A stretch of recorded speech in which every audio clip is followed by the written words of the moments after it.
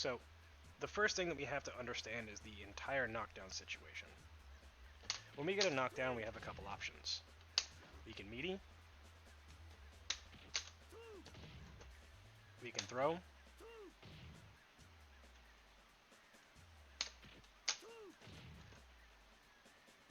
and we can Zenpo. Now, these meaties can be done either high or low, and that's the important part. Now, your opponent has a few ways to deal with this. They can either block, they can attempt to parry, which requires you to do forward or down, commit to one direction. They can attempt to throw tech, or they can jump to get out of a throw. So let's take a look at the meaty situation first. Now, when your opponent is waking up and you're going to meaty them, their main choice is going to be to block low. Specifically against Yun, that's because he only has two overheads: forward medium kick and universal overhead. Universal overhead can be used as a combo starter into standing light kick into dash punch, but only at very specific spacings. Now, your opponent can block all of Yun's moves, other than these, as a low. So they have no reason to guess high. Forward medium kick and universal overhead are both 15 frames outside of Canadian. So it's going to be relatively difficult to land these if your opponent has good reactions, or are specifically looking for them. They do, however, become useful when your opponent insists on blocking low, and if they don't like to parry. However, if they do like to parry, there's a lot of information that's pertinent. Shoulder, as an example, is both high and low parryable. So is close standing light punch, standing light kick, crouching light punch, and crouching medium punch. All of his other moves need to be parried in one direction or the other. Dash punch needs to be parried high.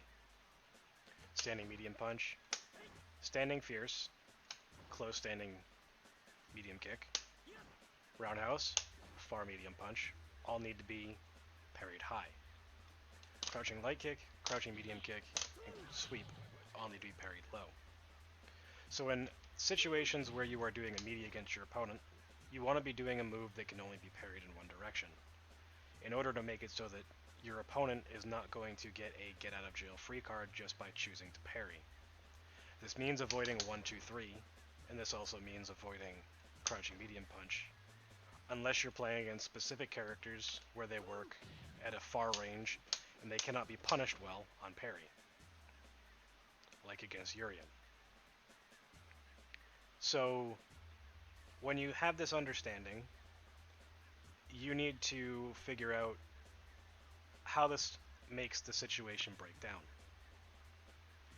Because your opponent can block and they can guard jump, what exactly do you have to do in order to beat those options? Well, if they block, throw wins. And Zenpo is a command throw. Zenpotenshin also cannot be thrown. So that's a very important thing. One of the things that you have to understand is that process of elimination and risk reward is very much part of the parry game. So because most of Yun's moves are high parryable, and specifically all the good moves, other than crouching light kick, dash punch, or crouching medium kick, dash punch, or whatever, or using these moves as tick throws, or tick into Zenpotenshin, or even ticks into normals, your opponent's most likely going to be parrying high. Now, if they do get parry happy in general, you can opt to delay your buttons and beat the parries. As an example, you can whiff, micro walk back, walk forward 1, 2, 3. This will technically beat throws, and it will also beat attempts at parries unless they're blocking after the parry attempt. Most people, though, will want to parry and punish, so they're not going to really be parry blocking, though at a very high level this happens more often. Now, the delayed buttons will also beat guard jump, and it will also beat straight jump if they decide they just want to hold up for whatever reason.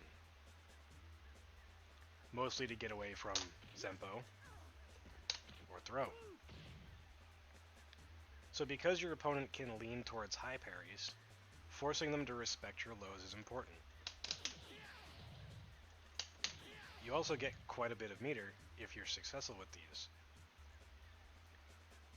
Now, just because these moves are low parryable only, doesn't mean they can't be defended. Just like I was saying before, everything that Yun has is crouch blockable. So you do have to use these tools in all sorts of situations, regardless of what your opponent's choices are. Because otherwise, you're not going to make them respect your ability to go high, your ability to go low, etc. Now, the most important thing to understand is that in these situations, you have a 50-50 where your opponent has to guess how you are going to activate. You can either activate off of standing medium kick, or you can activate off of crouching medium kick, and combo in both situations. So if you have meter, your opponent needs to be extra careful with their decision making. This means that a parry attempt could be deadly.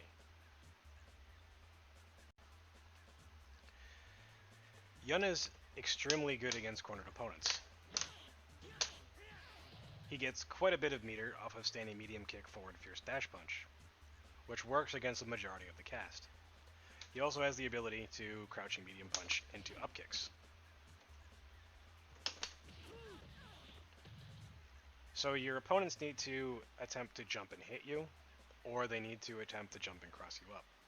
This is an example or a situation that happens a lot with Kens, where you want to try to get your opponent to make a decision, and then you're able to walk forward enough to get out of the cross-up distance. Now, Yun has an option select which allows him to throw and Zenpotenshin. So in order to do this, you micro step forward, and then you do back, half circle forward, light punch, light kick. Forward, back, half circle forward, light punch, light kick. Now, this is an extremely important tool because you can also micro step forward, standing medium kick. Now, depending on where you are, you can also micro step forward, crouching medium punch up kicks. So understanding how to space your opponent and make them want to jump is important. You can also follow up with 1, 2, 3, but this is high and low parryable.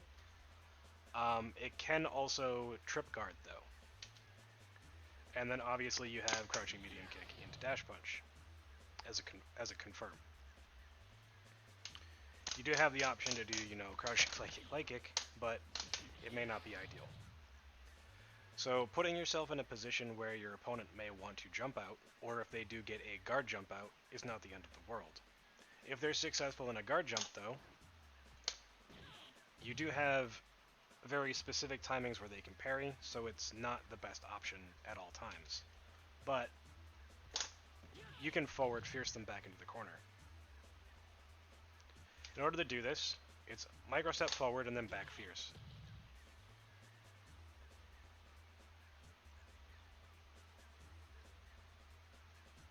There's a lot of different tools that Yun has, including if you back up quite a bit, and then you just do forward fierce to your opponent's jump, you'll hit them as well. Nika KO is very good at reading the opponent's jump and then just doing standing medium kick. And it's one of Yun's best tools. And understanding that your opponent is going to be able to jump your throw is important. So, ticking with certain things allows you to set up spacings where your opponent will think that you're going to attempt to throw afterward, which is when they'll jump. And understanding how to best take advantage of this is important.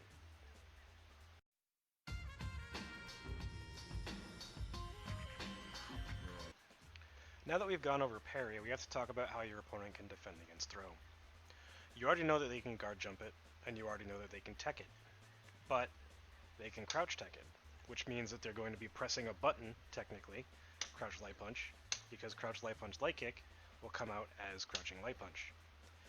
If you attempt to throw them, they will tech your throw. And if you don't attempt to throw them, crouching light punch will come out.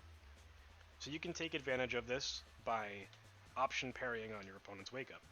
All crouching light punches in the game are high and low parry, so you can punish them quite hard.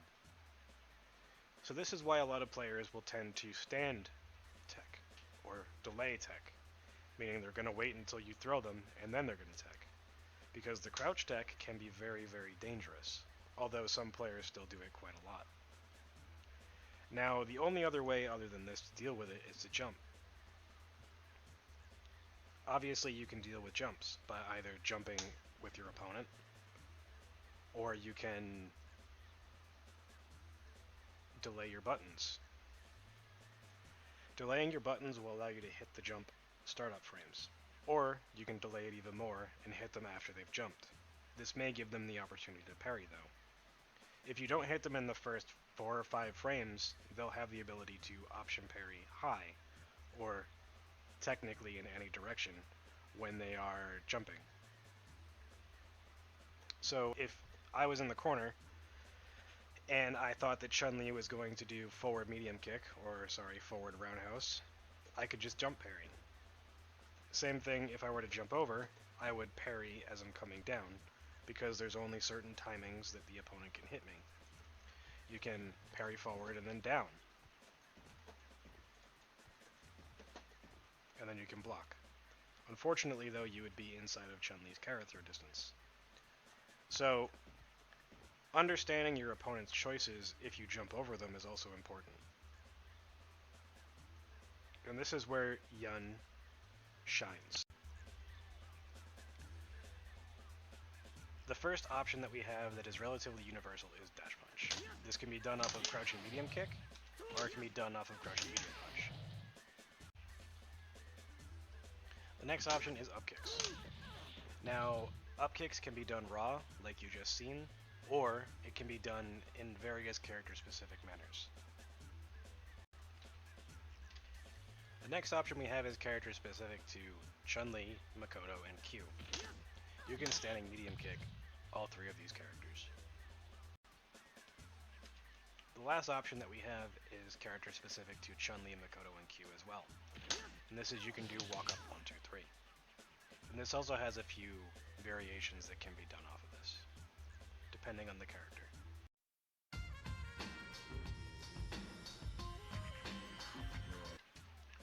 This section is going to cover the theory on when and how to use dash punch as a tool post Zenpotenshin. When you want to use dash punch, there are certain characters, however, that require a specific start. So majority of the cast can do crouching medium punch into dash punch. However, there are a couple characters where crouching medium punch dash punch either needs to be delayed or crouching medium kick dash punch needs to be used.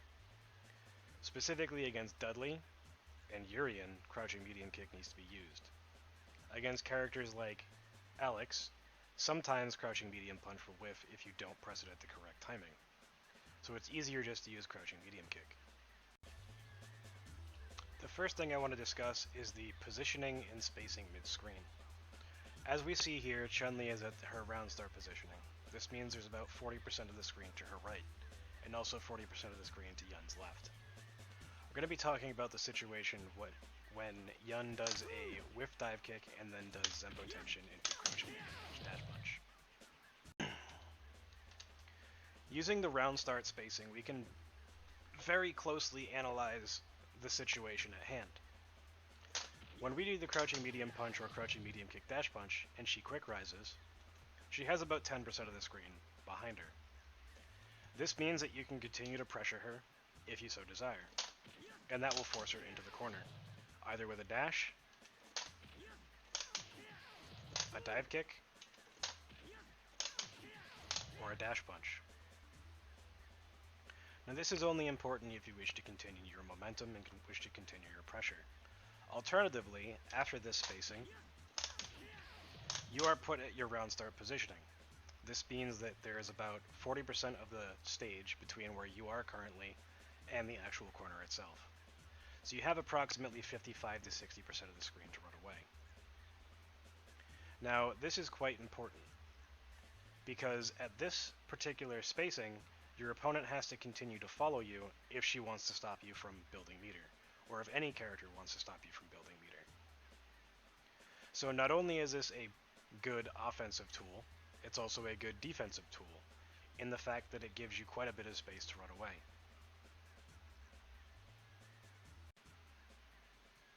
The next situation we're going to take a look at is when your opponent is approximately mid-screen, or when your opponent is at their round start position and you are behind them.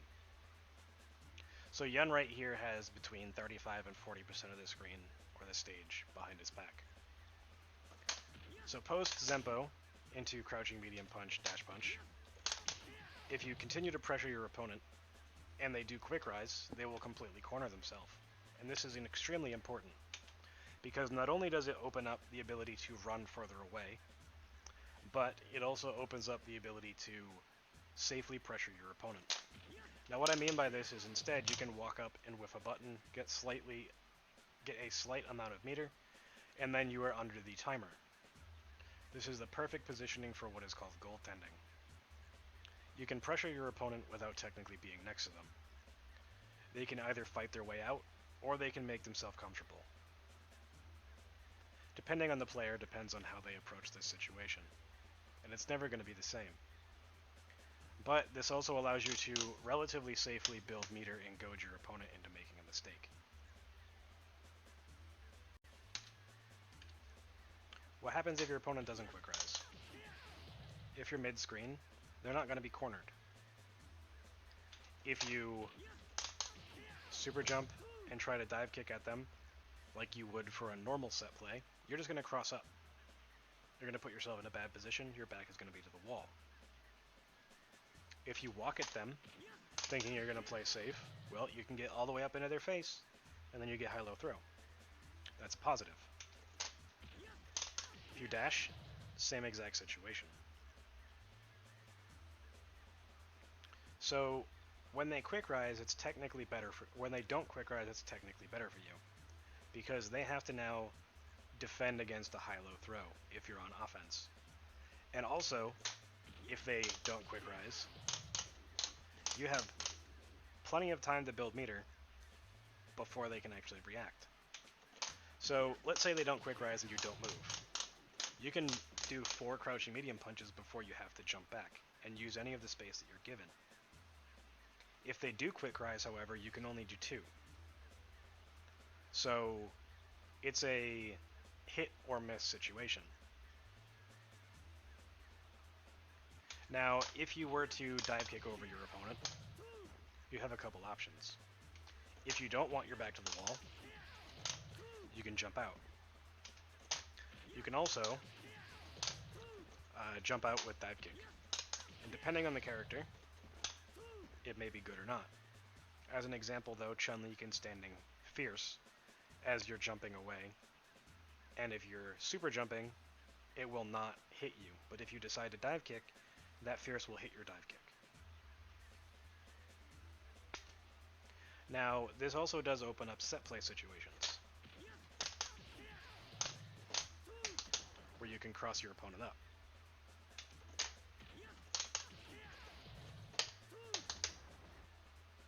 Those are 2 examples against Chun-Li. Some characters in these situations cannot be crossed up, like Ken. But it does open up opportunities if your opponent doesn't quick rise. So if they don't quick rise, they're screwed if they do, they're screwed if they don't. If they do quick rise, then this forces them closer to the corner. And it also gives you the ability, if you decide to jump, to dive kick it a way that they cannot punish. So it's a good thing. if they don't quick rise. Specifically because it makes every option, except for jump dive kick, better. So this means that jump dive kick is probably the least important option when you are following up post dash punch mid-screen. If your opponent's cornered, however, it's not quite as strong to use the dash punch. And the reason for this is because your opponent is now at positional advantage. This means that if you want to build meter or you want to run away, you have less space to do so. You have to stay where you are to build your meter, because otherwise if you jump back too much, you're just going to corner yourself. You're approximately 2 back jumps away from that. Your opponent is also very pushed far away. So while you're able to pressure your opponent much easier when they become cornered, when they're in the mid-screen, if you were to dash up as an example, you have a lot less options. Your only real options here are to jump and then dive kick again, crouching medium kick dash punch, standing heavy punch, shoulder, light punch or medium punch, which can technically be reacted to, or the attempt to walk up and throw them. Doing walk up into meaty is not possible. They will recover first, and you will likely get thrown for walking too far. If you want to approach your opponent safely, the only thing that you can do is position yourself for a safe dive kick. Otherwise, your opponent can react to whatever it is that you want to do. You can walk forward and jump as a way of setting up the dive kick on their meaty wake-up timing as well. But it's important to understand that the positional disadvantage you're at carries over to when you actually have bar. So theoretically, if we had Ganejin here, and the crouching medium punches here gave me the ability to activate, if I were to activate where I am now, my opponent has 45% of the screen to run away. And that's not an advantageous situation for Yun. You don't want to be using your meter in those situations unless getting your opponent to the corner is the most important thing to you. If you want to actually get damage out of your Ganejin, it may not be the most ideal situation. If you don't have meter, like I said, being able to build meter, your opponent now gets to dictate the spacing they want to be at, because you chose not to go on the offense. So in situations where you are at a life deficit and you need to come back, you need to build meter, you don't want to be giving your opponent the ability to set up shop exactly where they want to on the screen and allow them to dictate the pace at which they want the screen to move forward. So yeah, you might be able to build quite a bit of meter, but eventually you're going to need to move forward, because otherwise you're going to be in the exact same situation that I was talking about before. But if your opponent moves forward and you've cornered yourself while you're getting your meter to activate, your opponent has much more of the screen, 75 to 80%, in order to run away. And that's not a situation you want to have happen either. Specifically against characters with good backdashes like Oro. Fuck that character.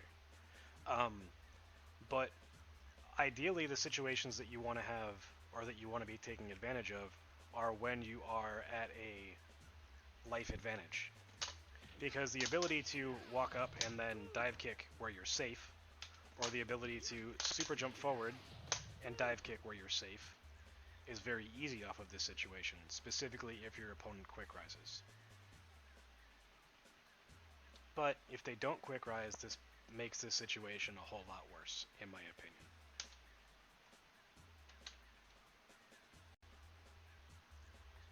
One of the things you can do is that you can use your dive kicks and space things out and force neutral into the way that you want to.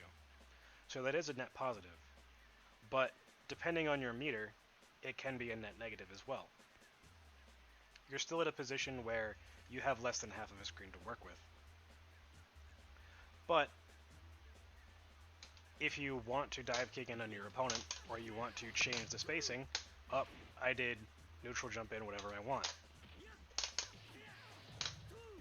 Up, I did a dive kick where I'm safe if they don't anti-air me with back fierce, or whatever their character is capable of doing.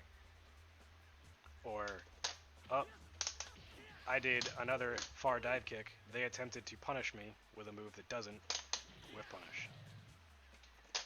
Same thing with this. If they try to punish you, you can go low and then punish them with a whiff punish as well. It's very difficult to make this work 100% of the time. And obviously, nothing's going to work 100% of the time.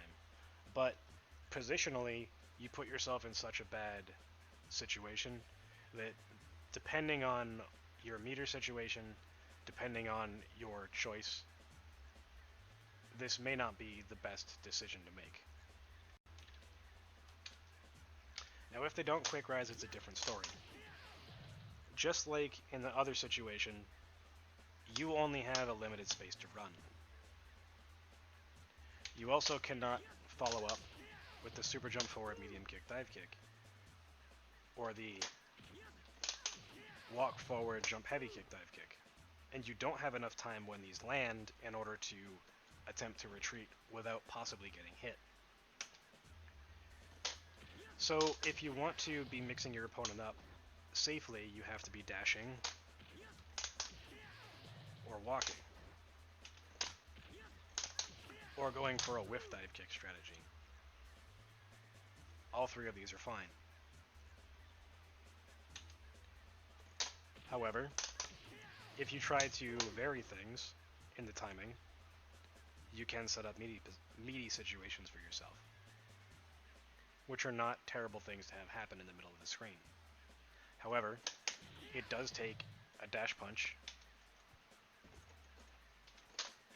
or it will take a throw of some sort to force your opponent back into the corner.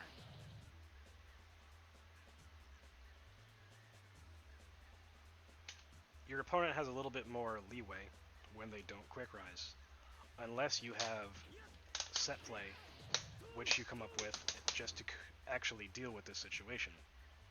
As you see, there's one for Chun-Li, where instead of doing super jump forward, medium kick, dive kick, you do jump forward, medium kick, dive kick, and then neutral jump, heavy kick, dive kick, and you cross her up. You can choose to hit in front as well, with either jump forward, light kick, dive kick, or neutral jump, medium kick, dive kick. So your opponent has to guess how you want to deal with the situation, and what your choice is going to be. So again, this can be a screwed if you do, screwed if you don't.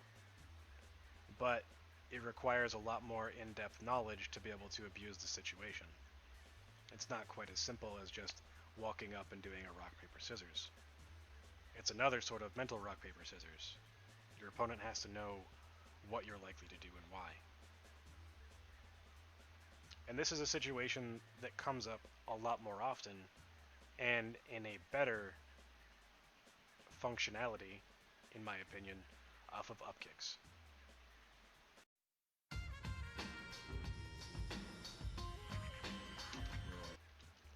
Before we get started on the theory, I have to showcase all three variations.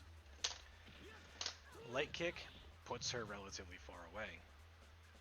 Yun is on the Chinese character board, and Chun-Li is right at the beginning of the cart. She's under Yun's name, and Yun is under her name. With medium kick, Yun's hand is right in the middle of the red door. His back is to the wall. Chun-Li is right in the middle of the cart. Yun is at the end of Chun-Li's stun bar, and she's in the middle of his name and his own stun bar. With heavy kick, Yun's back is to the red door, and Chun-Li is right at the back of the cart.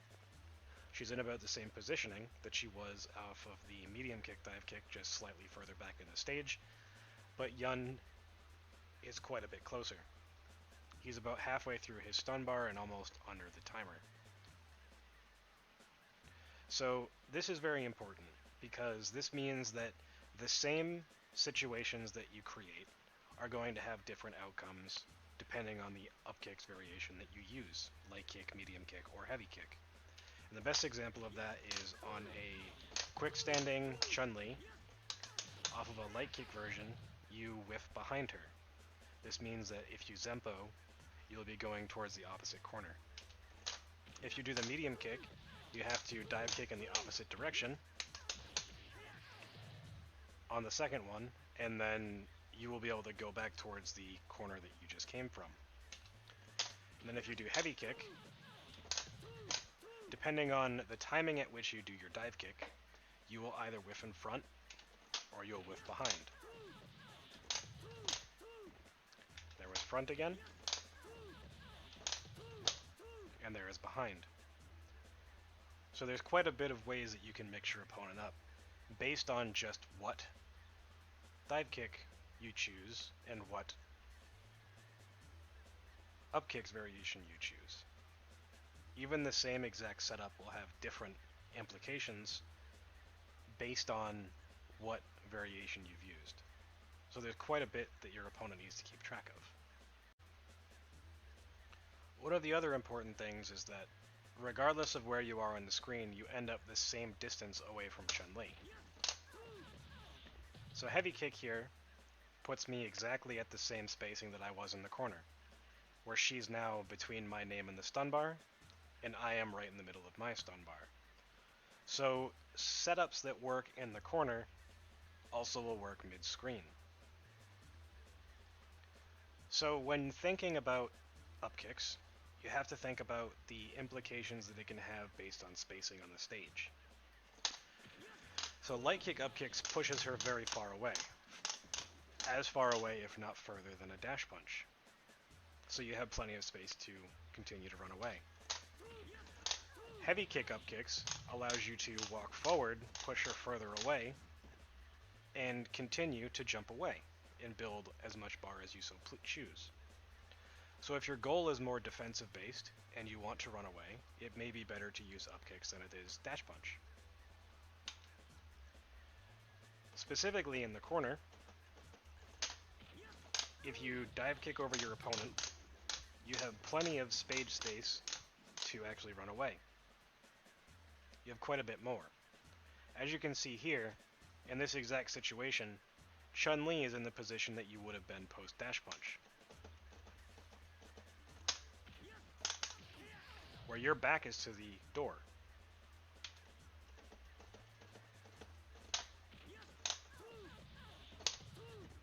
Chun-Li's back is now to the door when she quick rises. So it's a complete opposite. She now has two jumps backwards, and you get the screen advantage, you get the positioning advantage, and you get to choose where and how you want to engage your opponent. One of the other most important things about Upkicks is the recovery time is quite a bit longer for your opponent and not for you. You land far before they do. As you can see here, I can crouching medium punch 5 times. Whereas if I were to dash punch, I can only crouching medium punch 3 times before my opponent is standing. So if you want to build meter, especially if it's against a opponent that you'd want to mix up after the fact, Upkicks is what you want to be doing. When you compare Upkicks to crouching medium punch, dash punch as far as how far back the opponent gets pushed, it's quite different.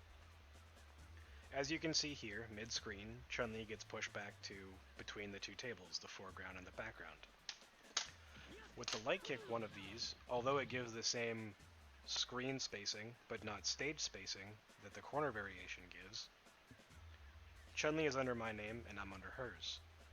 But she's only in the middle of the foreground table. With the medium kick one, I'm a little bit closer, and she's a little bit further back on the table. With the heavy kick one, I'm very much closer, and she's a little bit further back.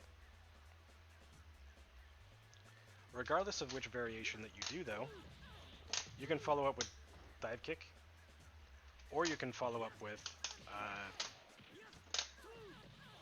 dash punch and go right for a meaty or a high-low throw situation, regardless of if they quick rise or not.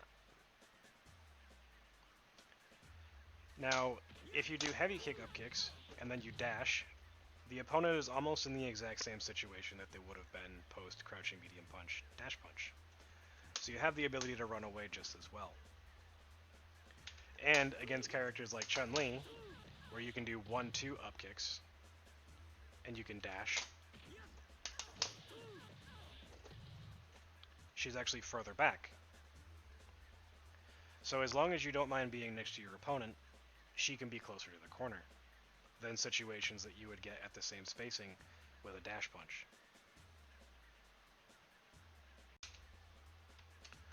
The most important part of this, in my opinion, is that mid-screen, even if you want to apply pressure with dive kick, where you actually put your back to the opposing corner, you're not completely going to be cornered.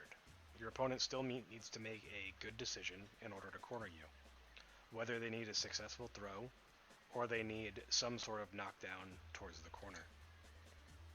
So, if you were to dive kick over your opponent, you could still dive kick away if you don't want that situation. You can play as defensive as you want, just like you can off of the dash punch situation. But on the offensive side, you have quite a bit more. You can whiff 2 buttons, neutral jump, and then heavy kick, dive kick as an example. Now, certain characters may be able to punish this, like Ken with a DP, or someone else if they can react. But if they opt to parry this, then it's safe. Just like the situation that you get off of crouching medium punch into dash punch, where you jump forward heavy kick, dive kick, or super jump forward medium kick, dive kick. The situations are the same. So when you're doing this, and your opponent is at that positioning, or if you're doing this, your opponent gets pushed back to that positioning. So there's almost no difference as far as the safety that you can make. But there's a lot more that you can do as far as setting your opponent up to guess wrong. We've already taken a look at that if you do light kick, dive kick, and then double heavy kick, dive kick, you get one medium kick version, you get another heavy kick version, you get another. What happens when the same setup has 3 different outcomes? This is an example of one of those setups. That's able to cross up my opponent. Oops. You can also time it so that you can whiff over your opponent. And then you can also time it so where you hit in front.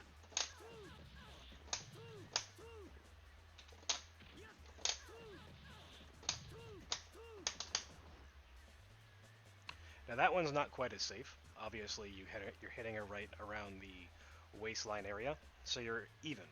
So if she parries, she can crouching medium kick super you, which is not the best. But these situations exist off of every single type of upkicks. You can also go for cross-ups off of every single type of upkicks. So that situation was neutral jump, super medium kick, dive kick, right? And then jump forward medium kick, dive kick. So this also works off of the medium kick upkicks and has the same results. But you can also change it to heavy kick, and you'll hit in front, cross up, go behind. It's very difficult for your opponent to properly read all these situations. And it doesn't matter if they actually Quickrise or if they don't. When I was in Denver, I got to play Justin Wong after the tournament, and I showed him a video of some set play that I had created to deal with Chun-Li. Now, after the fact, Justin basically told me that he didn't feel that it was worth to Quickrise anymore, and that was because Yun has so many options. What I showed him was this. Yun can stay in front, Yun can go behind, Yun can cross up,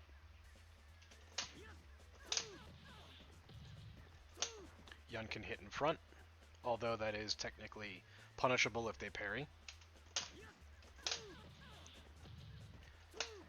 He can hit in front of the safe distance with jumping, light kick, dive kick.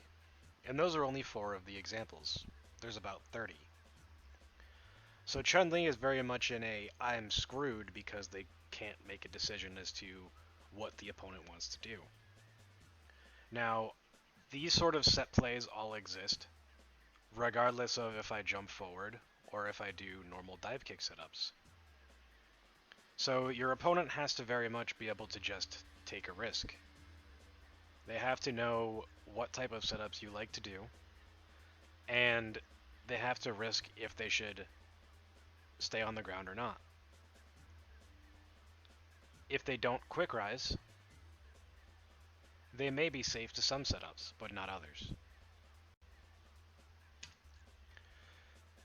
Because Upkicks has a very set play oriented nature, post Upkicks, your opponent can get the notion that they can become more safe if they opt to not Quickrise. Now that would be true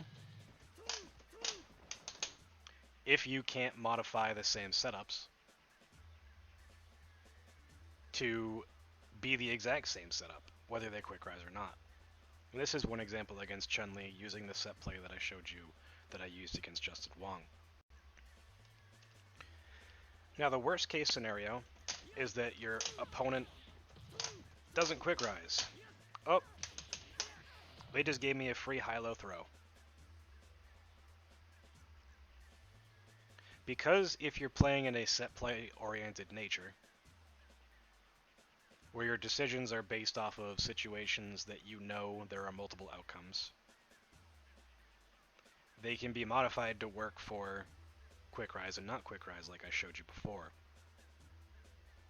But at the very worst, you're going to end up in a situation where you can go for high-low throw. And especially if you have meter, that's not a bad thing. If your opponent is varying their Quickrise timings, Quickrising sometimes, not Quickrising in other situations, the setups that have multiple variations within the same setup are going to screw with them quite a bit. And these work on both Quickrise and not Quickrise. You can modify things in a plethora of ways if you notice that the opponent didn't Quickrise, or if they don't get hit by your cross-up dive kick, you expect to actually hit them because they stayed on the ground. It puts you in all sorts of situations where you notice that they didn't Quickrise, and now you still have quite a bit of the stage to work with, which allows you to build meter once again. Or you can vary your timings in order to set up new situations, where it also gives you high-low throw, and it also will build varying amounts of meter. The sheer amount of options that you have, just based on the types of dive kicks that you can do, will allow you to have so much variation that your opponent can't possibly understand or react to what you're doing. Because that exact same situation could have been changed to hit in front, or it could have been changed to whiff, force proximity guard, and then you can go for a high-low throw.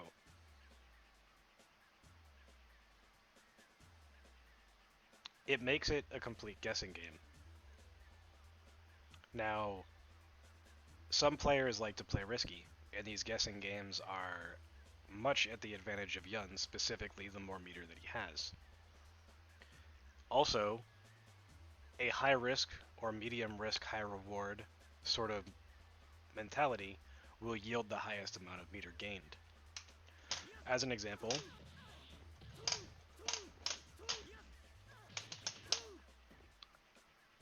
allowing you to go for different setups will allow you to build as much meter as possible. If we do our normal set play,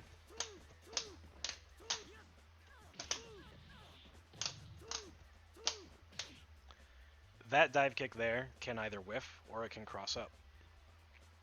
If it crosses up, you can actually go for a universal overhead if they block low, and it will connect and allow you to 1-2-3, specific to Chun-Li. But it can also cross up as well, and it can whiff. And if it whiffs, you're close enough that you can make a decision to go back in, or you can run away. Every option that we have is modifiable. Every option that we have can have a backup option. The only issue is this requires quite a bit of memorization, as a lot of these setups do not cross over between characters. Stuff that works on Chun-Li may not work on Makoto. Stuff that works on Makoto will not work on Urien. Stuff that works on Urien may work on Alex, may work on Dudley, but it's not going to work on Shotos. Stuff that works on twins is not going to work on pretty much anyone else. So there's a lot of memorization required in order to maximize your efficiency with this particular choice. But no matter what, you're always going to be able to force high-low throw. And that in itself is a situation that makes Yun deadly. Zenpotenshin in itself, in a high-low throw situation, can yield so much positive gains that your opponent is going to be forced to start making decisions to just get out of dodge. And that's when you can change your playstyle or change your decisions to take advantage of this. And that's the main goal. And Upkicks allows you to put your opponent in this situation more often than not. Unless you actually are in mid-screen and you want that corner 100%, or you want that one mix-up, your opponent is not going to be in a situation, or that's possible, if they Quickrise. If they Quickrise, then you're going to be in a situation where you have to dash up, and then you only have a couple options. So you actually limit your ability to be effective by doing the dash punch variation in certain situations. Specifically in situations where you get a dive kick, and then get your Zenpotenshin, and you do something like this. It's really difficult to force setups and set play off of the dash punch variation, whereas the Upkicks variation is quite a bit easier to force these situations.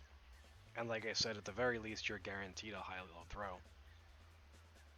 More ability or more opportunities to mix your opponent up, more opportunities to force them to guess, if you are correct, will yield more success. And regardless of the situation, you can also play just as safe off of this. So there's almost no net negative. Spacing is paramount. It's something that I've talked about before. Now, Upkicks put your opponent right at about round start spacing for them, if they Quickrise. And if they don't, they're closer to the corner. Now, the key to Upkicks being so strong against a cornered opponent is the ability to land right next to them and go for high-low throw. You also have about 60% of the screen to run, if you so choose. Or 60% of the stage, I should say. So, if you dive kick over your opponent, though, and then they Quickrise, they get pushed towards the corner. They also can set you up for safe dive kicks that are unpunishable. So, it becomes a lot more rock, paper, scissors, regardless of the situation. Is Yun going to build meter? Is Yun going to dive kick on me? Is Yun going to jump in at me? You know, whatever it is that he's going to do. Is he just going to keep me mid-screen? Your positioning, or the positioning that the game or the round takes, is completely on you at this point. Just like it is mid-screen.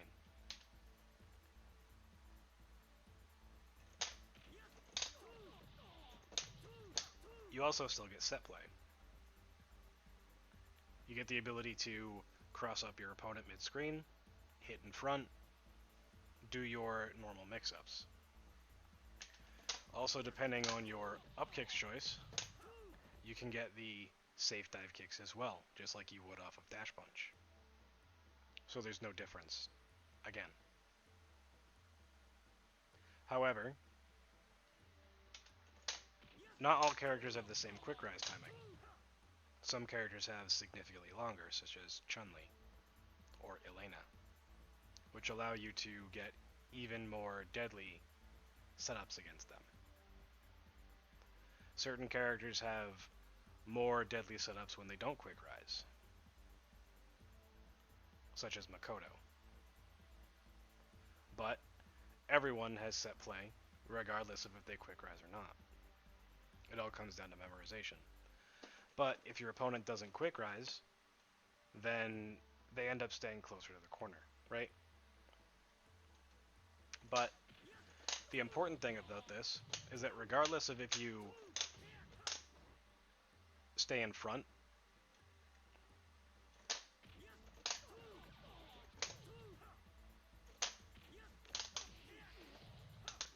or go behind,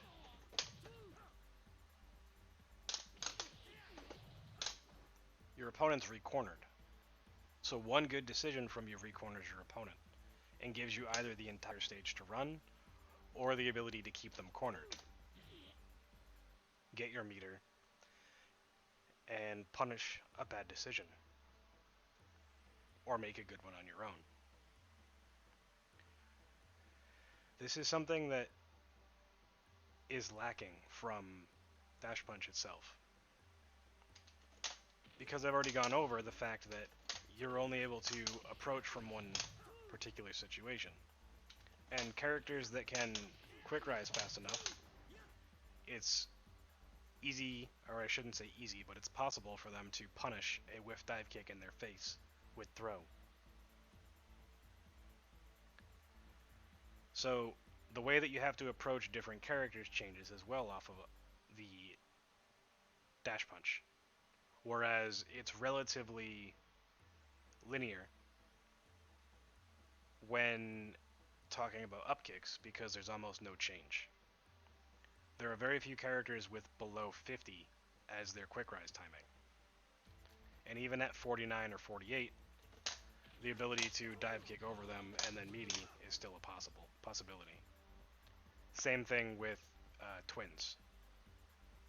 If they Quickrise, which is the highest Quickrise timing, you'll still be able to do this. And I'll showcase this now before talking about no Quickrise.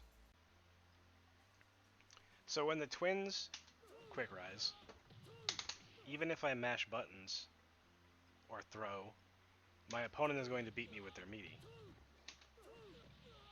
And if I don't Quickrise, he's very far away from me, so he can see and react to the fact that he's not immediately next to me,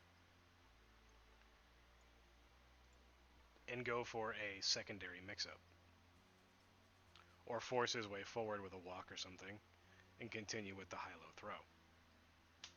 But even though twins have a 41 frame Quickrise, you can still get the same high-low throw off of a dive kick over your opponent. And you get the same situation if you stay in front, just dive kicking in front of them instead.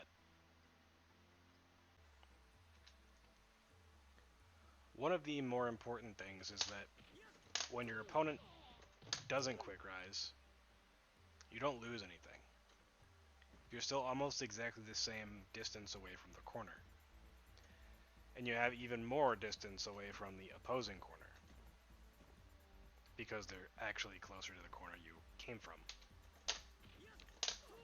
Also, mixing up your opponent becomes easier, because they give you more time to make decisions. Just like I showcased earlier, set play exists that takes advantage of the fact that they didn't Quickrise. Now, in certain situations, you'll be able to cross up,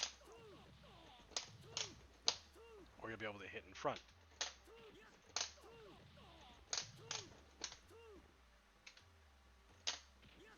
don't remember what the set play is specifically off of Ryu, though. There we go. Where you can cross up when they don't quick rise. So you have plenty of options still, regardless of the character, to make them make decisions, make them guess, take full advantage of the situation. Now, even if you cross your opponent back up, you still have quite a bit of room to run away, if necessary, before you corner yourself.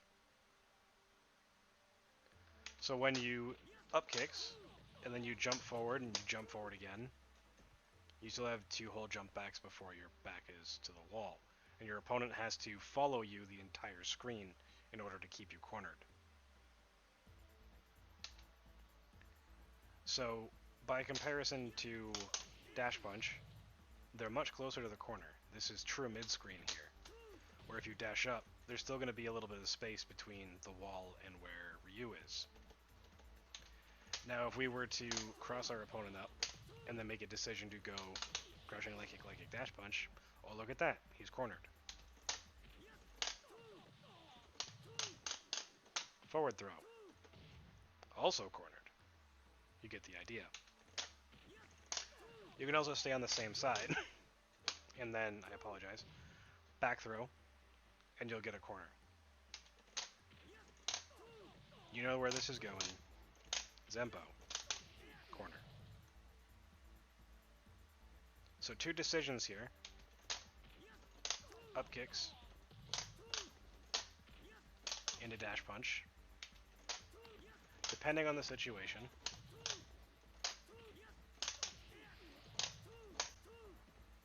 can force different types of set play. So they can be used well in conjunction. But it also depends on how your opponent likes to react. If they like to quick rise or if they don't. And if they don't like the quick rise, you get a lot more consistent situations where you can choose what side you want to approach your opponent on, or make them guess, which gives you more options. It lets you dictate the positioning quite a bit better. And even if they don't quick rise, you can still jump back and reposition to wherever you want on the screen.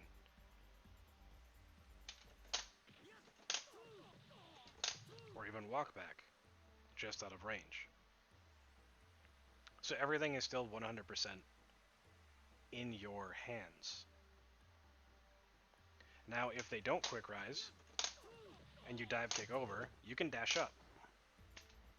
And you can force them more towards the corner than they may have been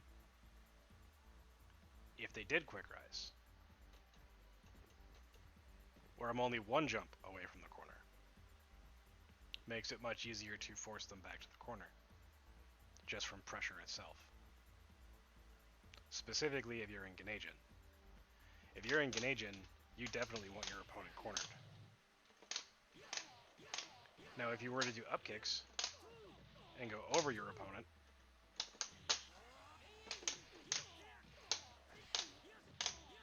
you're very close to the corner. So it makes getting the maximum amount of damage possible from your Ganajin relatively easy. Whereas if you're going in the opposite direction,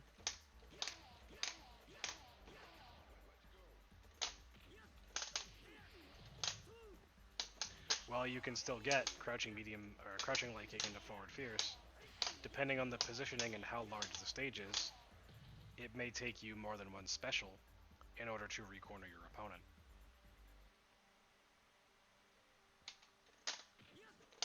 If they do quick rise, being able to go for a crouching light medium kick into activate crouch light kick forward fierce is very viable, regardless of which direction you're going, simply because of how the screen pulls.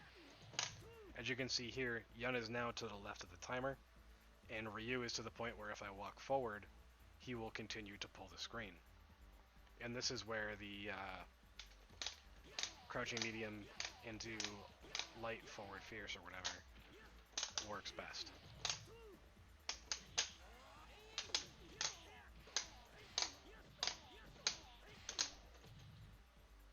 You get the idea. So you have a lot more options as far as ways that you can be mixing your opponent up. And you also have a lot more ways to re-corner your opponent faster while using Upkicks, specifically against no Quickrise. The positioning is much easier to maintain, or it's much easier to get to new positioning that you want to hold or maintain. Certain matchups, it's better to go mid-screen. Well, it's always nice to have your opponent cornered. Obviously, there are matchups that you don't want to be back thrown. Urian, Dudley, Ryu, etc. So, in situations where they're not quick rising, this puts you mid-screen and lets you fight pushing towards the corner, which is a lot easier to deal with your opponent in many cases, while still giving yourself plenty of space to run away and build meter if that's what you need to do instead. So when they don't quick rise, the amount of options that you have is easily triple what you would have off of a dash punch. There's a lot more positives off of Upkicks than there are negatives. The only thing that you can do off of a dash punch on no quick rise is an immediate high-low throw.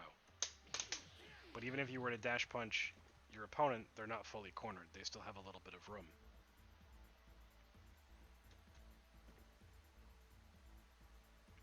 It's a little bit of a gripe, but it's not that much of a big deal. They're still basically cornered. But if they do quick rise, you're just going to land in front. And certain characters, like I said before, recover fast enough from their quick rise that will allow them to punish you with a throw.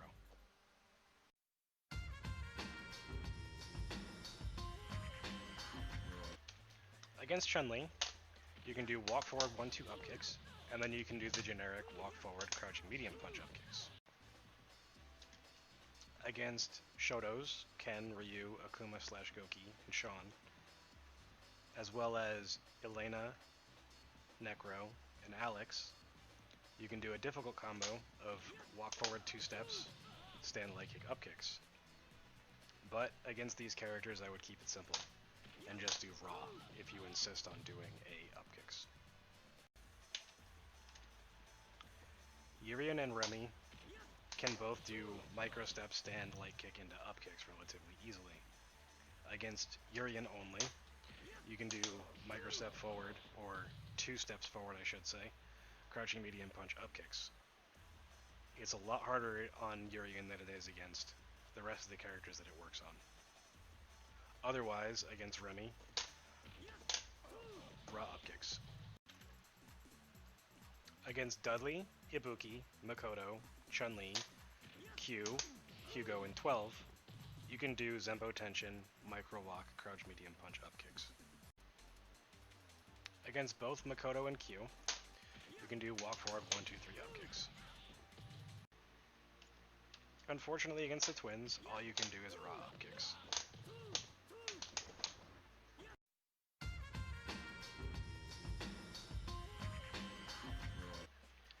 Although standing medium kick into whatever after Zenpotenshin only works against 3 characters, Chun-Li, Makoto, and Q, it's extremely effective against these characters.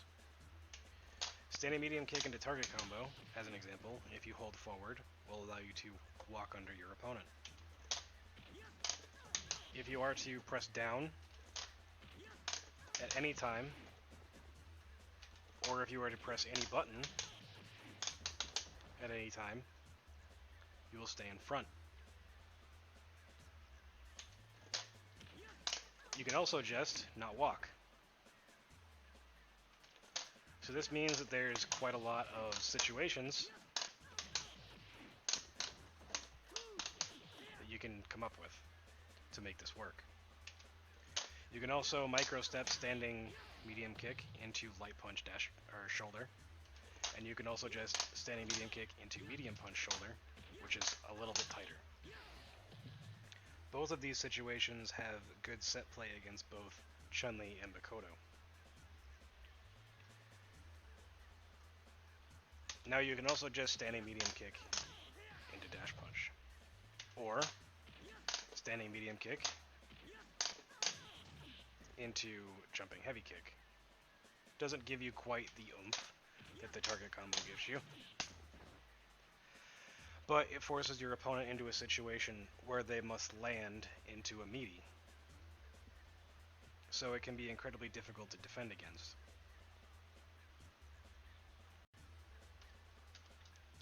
Close standing medium kick is an important tool against the three characters that it works against.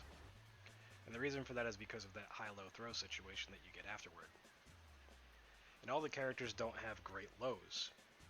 So they have to either expend bar, Makoto with an entire super, Chun-Li with EX bird kick, Q with a super, in order to deal with the situation with an invulnerable move. Now, outside of that, they can only guard jump.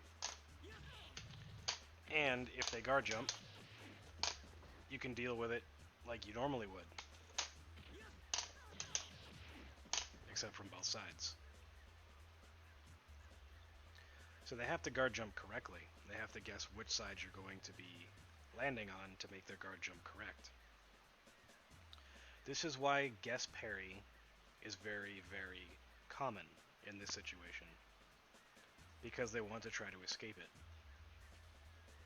And since it's a risk to guard jump or block in a specific direction, it's just as risky to parry. And this is why high-low throw is important. And it's also why understanding that Zenpo is so strong. Specifically against Chun-Li, she can forward roundhouse and avoid your Zenpo. But you can duck it and punish with crouching medium punch upkicks, or crouching light kick dash punch, or whatever. But one of the worst situations is when she just mashes roundhouse. Now all of her buttons that she can do are high parryable outside of crouching light kick at this distance, and she can't super off of crouching light kick, so it's not something you really need to worry about. You should be able to see that you got crouching light kicked and then block the crouching medium kick that may come after. But that may not always happen. Dealing with this situation as any of these characters is a nightmare. So being able to mix up your opponent efficiently is important.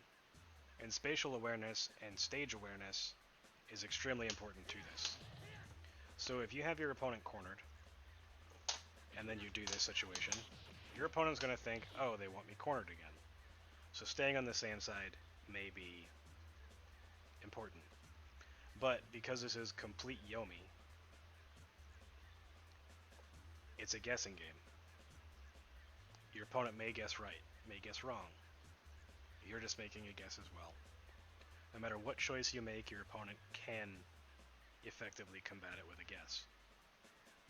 So only do this if you are comfortable losing a guessing situation. If you want to do this in a situation where you're ahead, wonderful. But you have to understand the risk implications if you are coming from behind and using this. It is a great tool to come from behind, but a single guess, just like any knockdown, can ruin your day.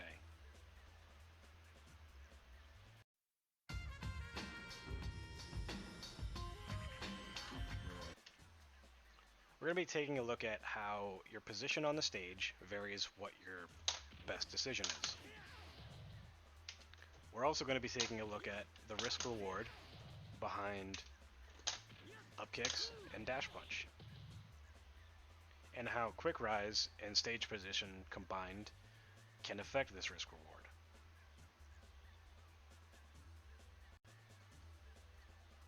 So, starting position, if we dive kick in on Chun-Li, and we do crouching medium punch dash punch, we can cross her up, if we time it correctly. But if we mess up this timing, we just took a risk, and our reward is nothing. We have a very bad situation. where if our opponent techs a throw, or even if they force us to block, or we force them to block, we're still cornered. This is not a situation we want to be in.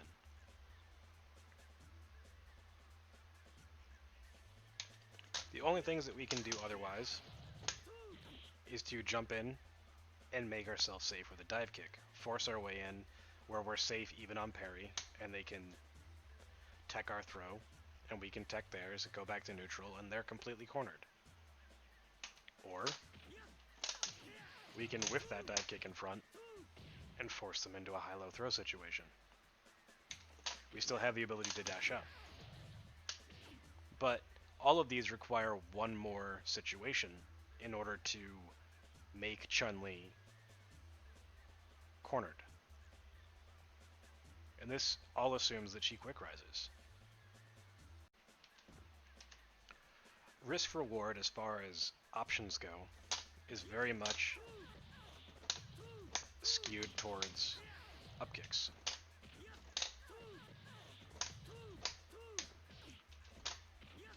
That's because you can have the same situation happen in 3 different ways. That was super jump, medium kick, dive kick, jump forward, medium kick, dive kick. I either hit in the front, I hit in the back, or I whiffed. So because of the whole set play aspect of this, Upkicks has an advantage. Because not only do you have set play, but you have the ability to generate the exact same situation on both sides. Safe dive kick. Safe dive kick. And they both have relatively the same output as far as corner pressure or corner carry towards either side. So this gives you the, I would say, unfair advantage of being able to choose how to mix your opponent up rather than being one-dimensional. Because you can also cross your opponent up depending on the character much more easily, it makes it so that you are less one-dimensional. As you can see off of the dash punch, you have to actually commit to jumping forward or dashing forward or whatever, and your opponent has time to quick rise and make a reaction to some of these choices. Whereas if you make this exact same situation happen off of the upkicks, it's very much harder for your opponent to make that decision. And they all yield the corner. Whether you get the throw, you get the dash punch, you get anything that is successful. It's also safer to get into the situation where you get the high-low throw. And you can force the high-low throw in either direction because of dive kick.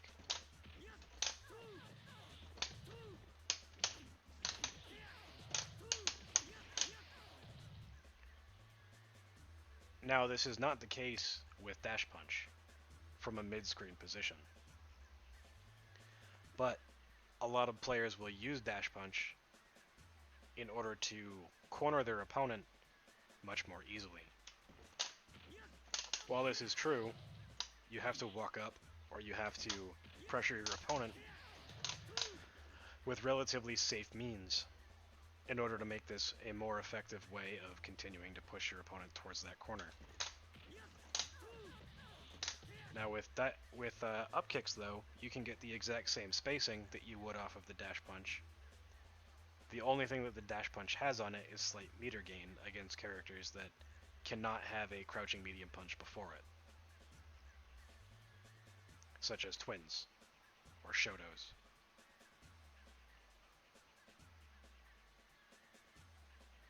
So, if you're not in a situation where you can make very ambiguous choices on your opponent after the dash punch, it can be quite a bit more risky to do it, specifically because of Quickrise.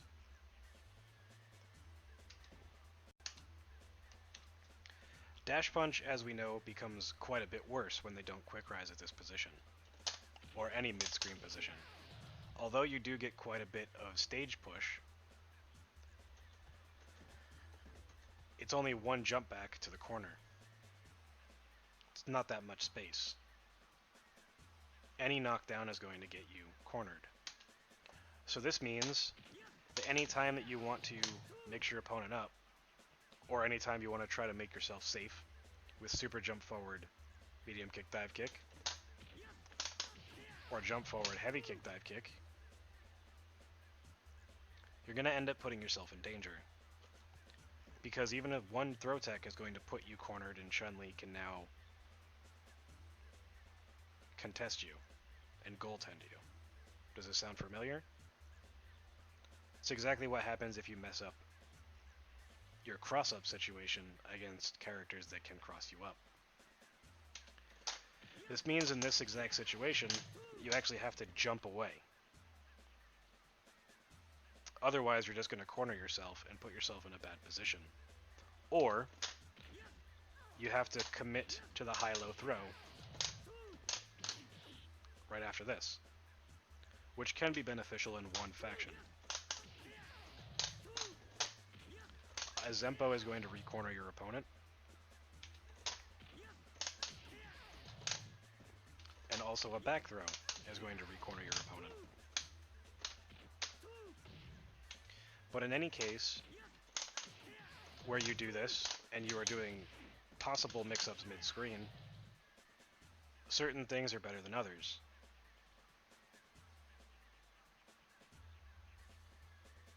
You're committing a lot for possibly screwing yourself over with screen position, when you can manipulate your screen position much better with upkicks.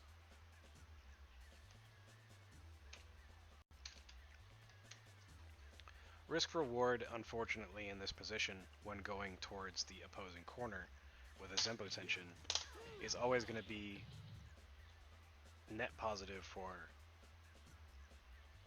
upkicks. And the reason for that is because of the plethora of options that you have.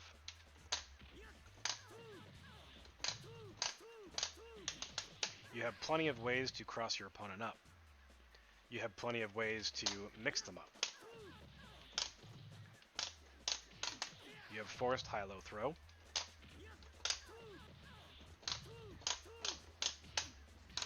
In both directions. But if you are to throw tech, you still have an entire back jump before you're cornered.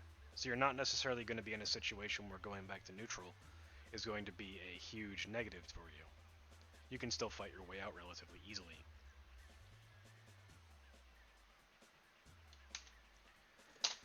So you're going to be able to manipulate what side that you want this to hit on, and you're going to be able to manipulate what side that you want to make your mix-ups on.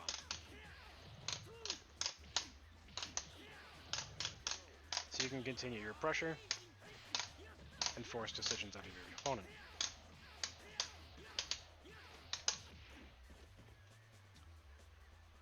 Being able to force these decisions is incredibly hard with dash punch because of how negative you are spatially when you make a mistake. Remember when I said you have to jump back out? Those situations don't occur if you don't want them to with upkicks. And you can make things far more ambiguous against a lot of the characters in the game. So making that read on what you're going to do can become quite a bit harder.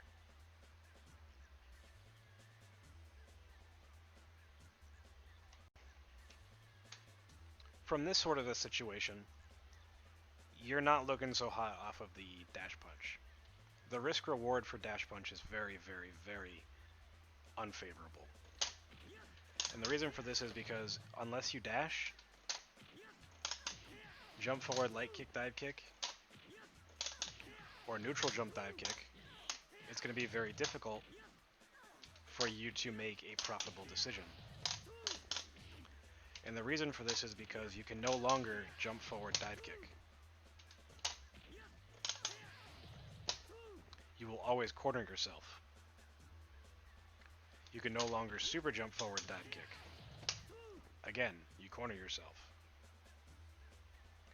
So if you commit to any of these options, and your opponent does not Quickrise, you're forcing yourself into that situation where you must jump out. You don't want to be fighting with your back to the wall, especially if your opponent needs to mount a comeback.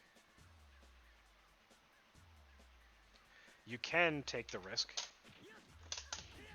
to jump over and then go for meaties and high-low throw. You also have the ability, obviously, to go for Zenpo in these situations.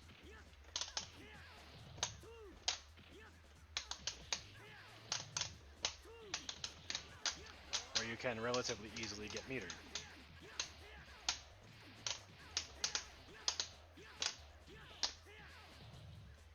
And you can salvage the situation. But outside of the initial corner carry, if you don't dash to completely corner them, or dash punch, then if they don't Quickrise, you're going to be in a worse position than you would be otherwise. It may be a complete mistake rather than just half a mistake. So you very much limit your options against your opponent when you do your dash punch, assuming that they know that at this sort of a distance, not doing their Quickrise is going to be beneficial to them. One of the most important things about the Upkicks thing is that your set play doesn't change. You still have the ability to do all your left, right, high, low.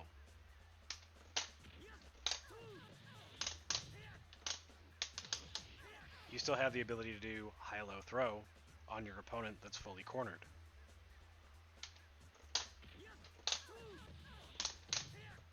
You also have the ability to just back up and play goaltender a lot easier against a non-Quickrise opponent. Oops. And you also have setups that allow you to do cross-ups that don't exist off of the dash punch situation. And just like the dash punch, you are forced into the same situation for jump-ins. Because they don't Quickrise, you can't jump forward.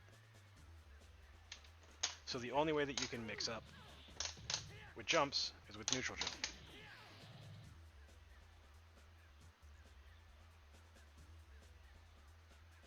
It makes it quite easy to differentiate which one's better. In this exact situation, your opponent can't do anything about eating the mix-up if you do Upkicks.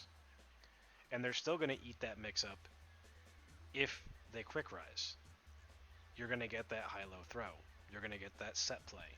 You're going to get everything that it has to offer.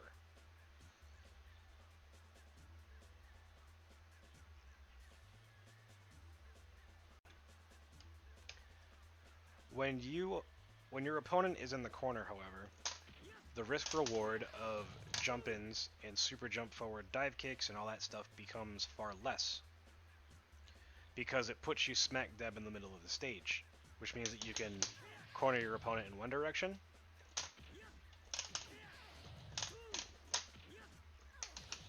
or you can corner your opponent in the other direction. Doesn't really matter. Both are equally as efficient. They're forced to eat this high-low throw.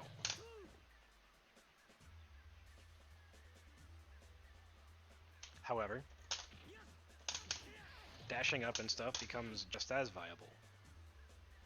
But if you were to do a dash punch, this shows your opponent that they can very easily Quickrise and not have to deal with a lot of the situations that can occur.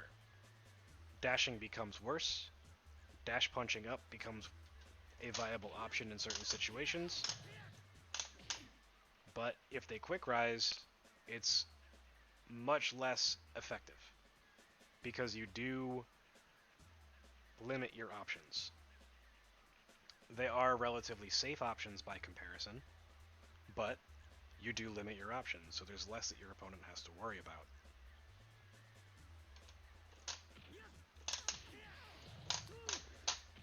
And if you continue your pressure by whiffing, jump forward, medium kick, dive kick, like you were trying to mix your opponent up anyway if they were to quick rise, then there's no difference. You still get your high-low throw. Although this time it's a true high-low throw where they're getting up into meaties rather than being able to parry your choice immediately.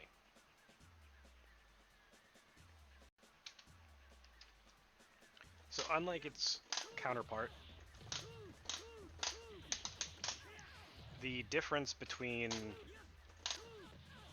Upkicks variations doesn't change. There's no added risk, and there's no added reward when your opponent is cornered. It's the same as it would be mid-screen. The only added reward is that you can run away from more of the stage if you so need to. But that's not always the case. And this means that you can very easily force the high-low throw situation with either your back to the wall or your back to the opposing wall in the middle of the screen, which then lets you run if you were successful. So because there's no added reason for your opponent to quick rise, there's no limiting of options by your opponent quick rising, your set play all works the same.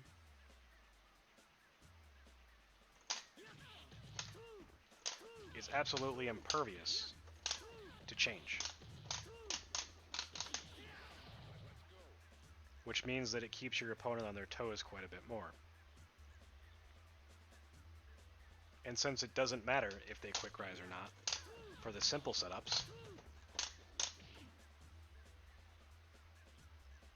it's extremely easy to abuse this to keep your opponent in a situation where if they lose once, they're completely cornered. You can also position wherever you want on the stage. You can stay right next to them. You can set yourself up for safe dive kicks. You can do whatever it is that you want.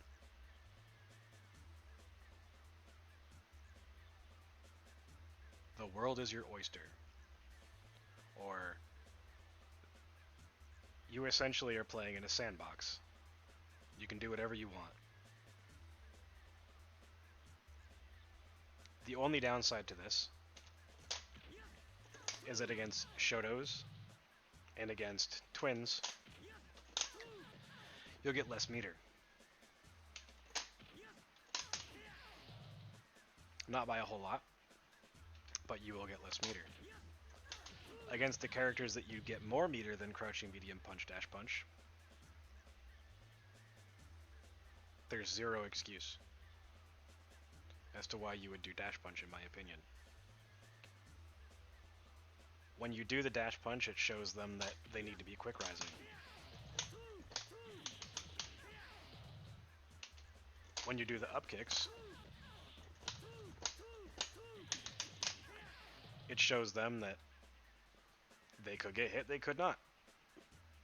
They could put themselves into a worse situation by quick rising, as I showed earlier with the Justin Wong stuff, or the situations that I showed Justin Wong. Or they can just leave it up to chance with the not quick rising. But if you've memorized everything, they're going to be in the exact same hot water that they were in when they were quick rising. There's no difference. So when your opponent's cornered, the risk reward is definitely in the favor of upkicks, by far. No ifs, ands, or buts. When your back is to the wall, and your opponent is, relatively far away, and you can whiff, and you can get your Zenpo, this is a spacing where dash punch becomes very strong, because you get all of your mix-up tools on both Quickrise and no Quickrise. The only thing you have to watch out about is doing that jump forward, medium kick, dive kick, or jump forward, heavy kick, dive kick, because it will cross up. However, doing a neutral jump, light kick, dive kick, or simply walking forward and then walking back, repositioning how you want, can make jump-ins and dive kicks very effective. Specifically here, if you want to keep your opponent cornered, it's the perfect goaltending space. So the risk-reward is very much in your favor. You can approach this however you want. And in this particular situation, you have the entire stage to run away. There really is no negative at this spacing for dash punch. The only possible negative, like I said, is if you make that dive kick attempt, and then you have to jump out. But understanding positionally that that is not an option for you opens up the opportunity for you to properly mix your opponent up.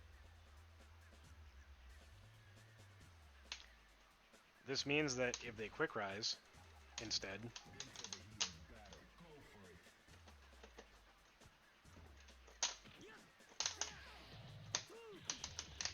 you can still cross your opponent up relatively easily. You still get your high-low throw.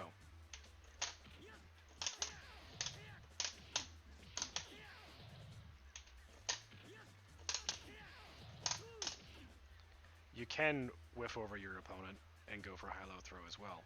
They may not know that you didn't neutral jump. Or you can whiff with heavy kick, dive kick over your opponent. They won't know if you're going to land in front or behind. So it can be used as a tool, but it is a very high risk behind doing so. And that is something that you want to try to avoid if you can. You want the highest reward for the least risk. And I do think, however, that dash punch in this situation has very low risk for high reward. There's only one net negative, and that is that when you do your set play, your opponent is going to get knocked out of the corner. However, this net negative is completely reduced, in my opinion, because one of the main options here, off of dash punch, is to attempt to cross your opponent up. Regardless of if you cross them up first or after a set play, shouldn't matter. The goal is still going to end up with your opponent leaving the corner. So when you're doing dash punch and your opponent is fully cornered, what's the difference between upkicks? Well, if you're still doing a normal set play where you're trying to keep your opponent cornered, where you're dashing or you're doing dash punch and you're building meter, etc., well, then it's going to be very easy to make the high-low throw situation on your opponent. It's also extremely easy to get back into the goaltending position.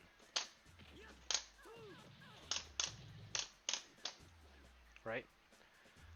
So, positionally, you can control things very well. The only thing that's very difficult is that off of medium kick upkicks and heavy kick upkicks,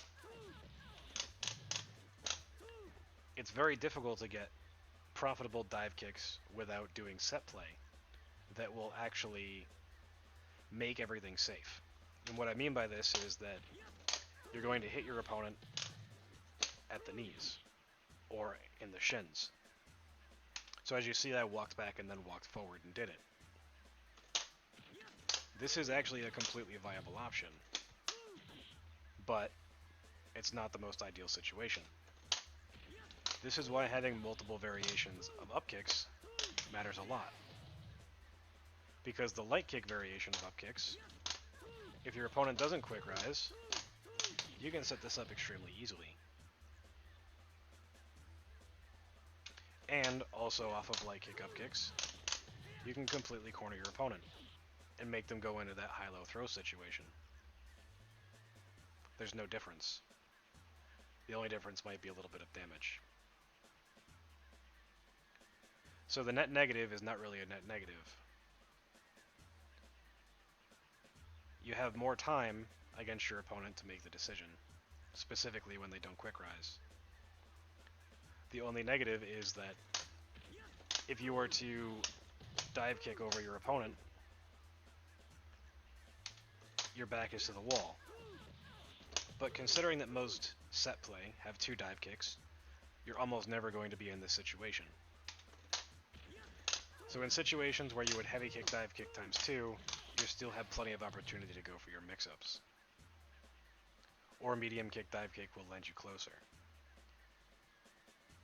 So again, you have a lot more ways to mix your opponent up.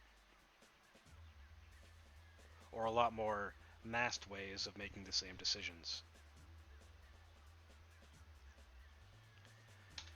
You can still dash punch, cross up. You can still dash punch, safe dive kick, but you don't move. Right? That exact same situation exists off of Upkicks.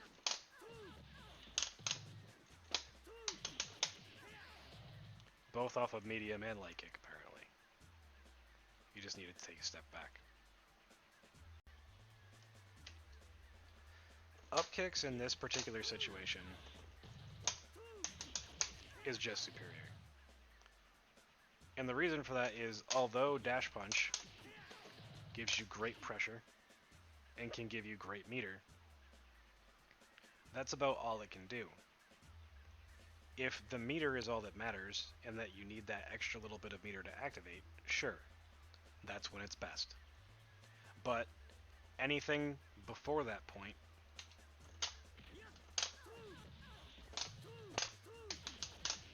Upkick gains more. You still get all of your high-low throw situations, and you can build more meter while doing them, specifically against characters where you can do crouching medium punch Upkicks.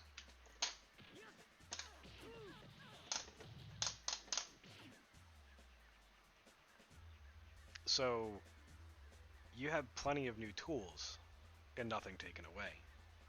You still have all of your Quickrise setups.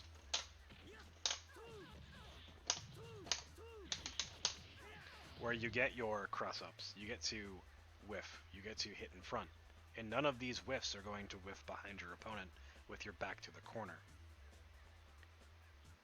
If you're not choosing those set plays, which obviously you shouldn't be. So there's no net negative here. And also, if you change what particular Upkicks you're using, medium kick Upkicks, if your opponent Quickrises, puts you right at the ability to goaltend your opponent. Now, it also opens up very safe dive kick situations.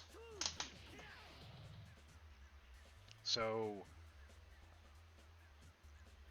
while yes, there is some good things that can happen off of dash punch, where against specific characters, this sort of a situation may be good, like twins. You get similar situations off of Upkicks as well.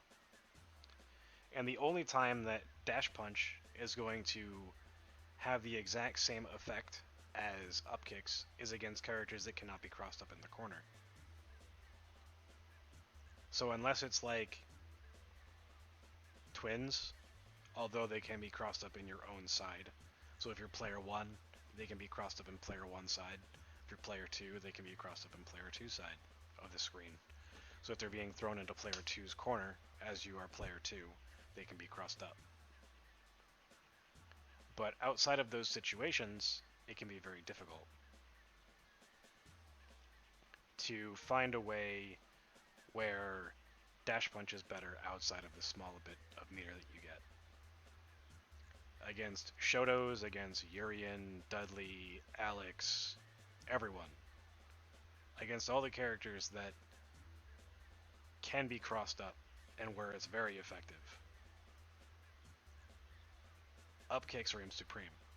And against the characters that can't, like Yun or Yang, then there's not really much to be discussed. It's simply better. So, in this situation where we're playing against twins,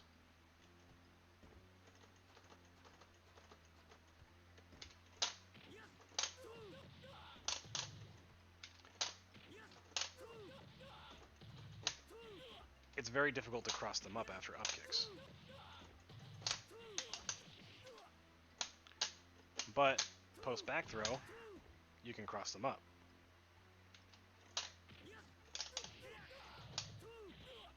Now, this is important because it doesn't apply to Zenpo. So, the crouching medium kick, or medium punch, whatever it is that you do,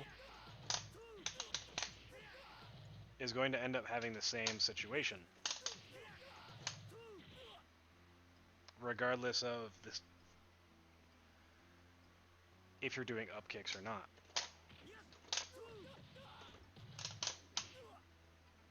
However, in my opinion, the meaty situations that you get off of up kicks, and specifically against twins, the meaty situations that you get off of neutral jump dive kick is much stronger than off of dash punch. They have time to recover and make a decision.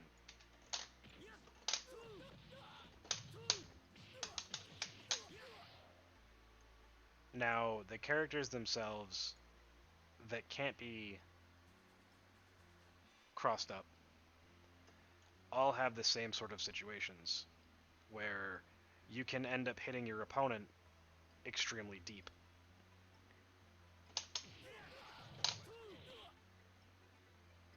And you can hit them technically behind their body, but it's not a cross-up. It still hits front. But you're still very, very plus when this happens. And this is something that Nika KO taught me that you can abuse. So any situation that most easily allows for this, to me, makes it all that much better. And it's a lot easier off of dash punch against these characters because their back is already completely to the wall. Because you can't walk forward and do standing leg kick. You just have to straight do up kicks. So unless you're going for a neutral dive kick setup or a dash setup, dash punch is going to be better. But only against those few characters. Yun Yang, Ibuki, and maybe Oro, maybe Remy. There's very few characters that you can't cross up. Less than a quarter of the cast. So, upkicks reign supreme in situations where it's not that. If you want to go for the post dash punch set plays and stuff, they will all work fine. But you definitely give up a lot of ways to mix your opponent up by just going for dash punch.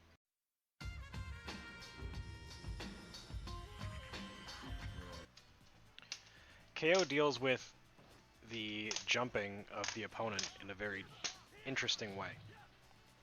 In the fact that he doesn't usually do standing medium kick into forward fierce dash punch. I mean, he's also playing Yang. So he can do standing medium kick into, roll, or he can do jumping heavy kick or something. But he opts to deal with it like this.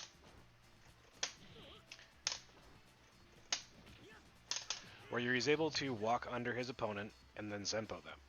Now, if he does this correctly, he can walk forward and then forward parry, or back parry, technically, his opponent's jumping medium kick.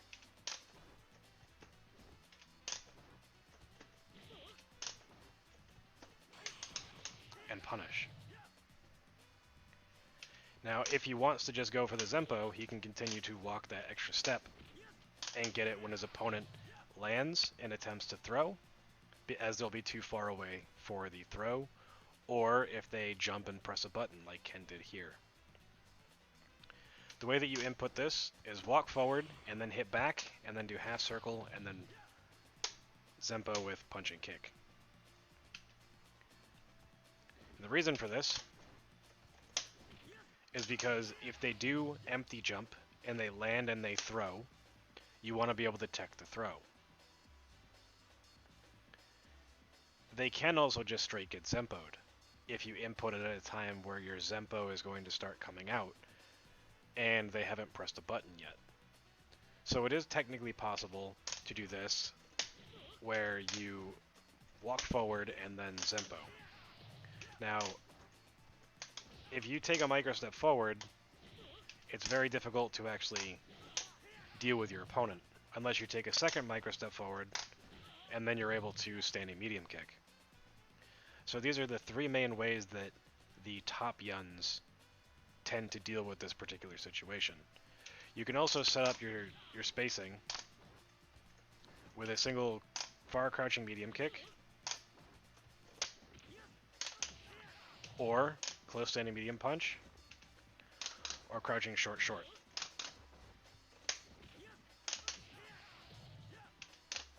You can also do it with a standing heavy punch, but it's a little bit harder to do as your opponent has more space to work with. And it's hard to set up how to do this in OE, as the opponent has to be pressing buttons at a very specific time. So hopefully that is a good summation of the actual situation, and it is actually a great tool to deal with your opponents trying to jump out. The only things that can give you an issue is if your opponent can jump over you and do a dive kick like Yun or Yang, or if your opponent can jump over you and end up farther away. So either by super jumping or whatever. And if they do super jump, then close standing medium kick works a lot better. Let's take a look at this without going to neutral. As you can see here, if I walk forward too early, I end up getting hit because I try to throw too early.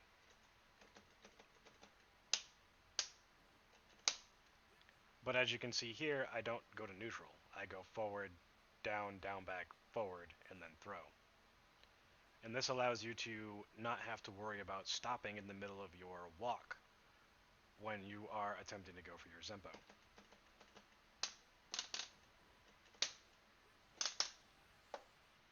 Pretty easy, and it's the most consistent way to do this if you don't want to allow yourself that back option select for the parry. Going for that parry is relatively risky anyway, so doing it this way is probably more optimal.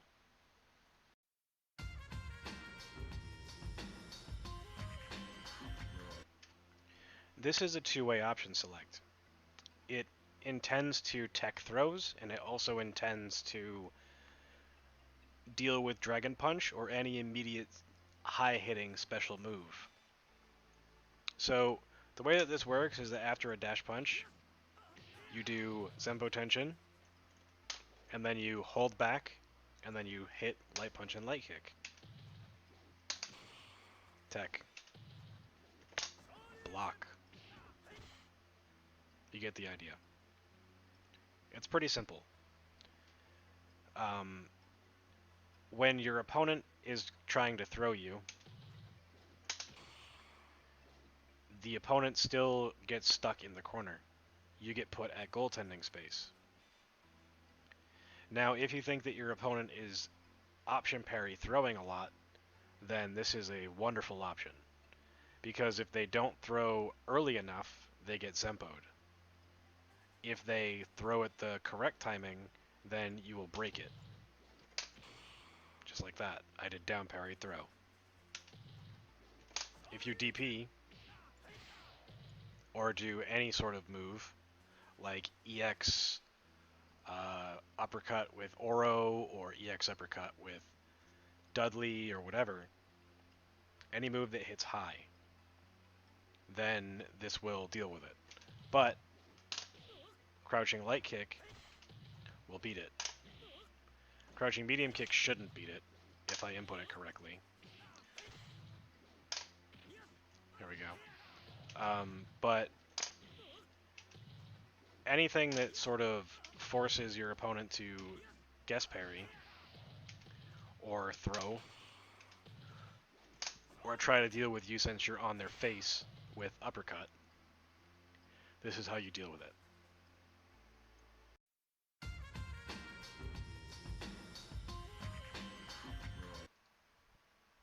So this is going to be part of a video that I actually made before, where it's talking about another KO option select. Now, this one is a lot more difficult to replicate, and since I've already done it once, it's best for me just to record this video, so I apologize if it's a little shitty. Now, the concept is that you want to put enough space for Ken to think that he can try and jump out, and not just sit there in the corner. And then you want to input a parry, you want to continue your Zenpo, block, and then Zenpo plus throw at the same time. And the concept is that if you do it correctly, then the opponent will eventually, block.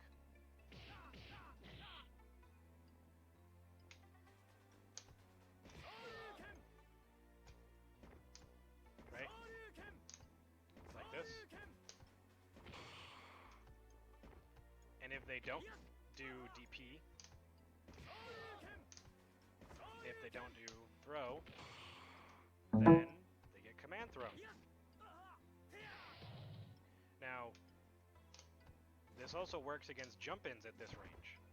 So if you do the proper setup, and Ken doesn't time his jump-in 100% perfectly, then you're going to just eat it. You're going to eat any setup. Or parry into command throw.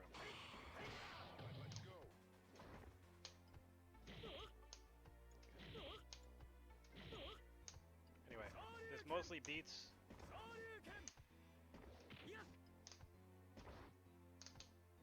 empty jump into standing medium punch, fierce punch, empty jump throw, empty jump DP, empty jump fierce. And, those are a lot of the things that Kens are going to be doing, right? You have to be timing it correctly, so I can't really showcase the 100% proper timing because of how OE works. I have to sort of guesstimate when I should jump to make this setup actually work properly. I just had to input it properly, that's all that mattered. But as you can see there, I missed my the timing of my jump medium kick, or my jump fierce kick, and then he crouched it and command threw it. And if you do it at the right timing, they'll block the highs, or they'll parry it, and then usually get Zenpotenshin. So that is the ultimate way to keep Ken's cornered, and it's also an important thing to do when you are, trying to force Ken into a certain position where he feels like he can get out, and then you walk back a step and do this.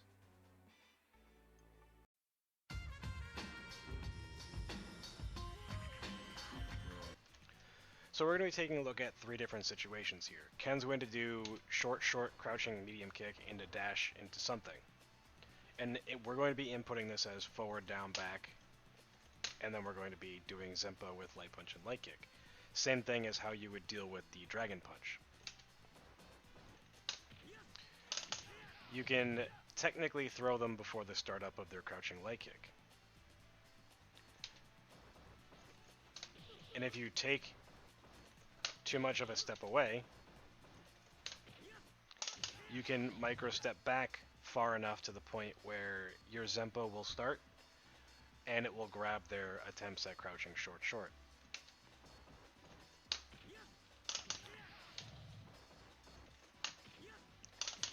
So you're grabbing their dash and it's relatively successful against this.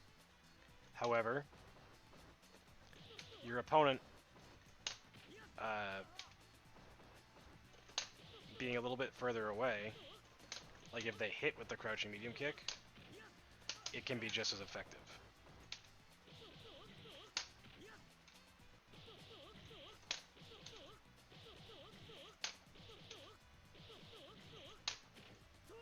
You can manage to back throw them as well if you fuck up, specifically against the short. Now the next thing we're going to take a look at is the highs.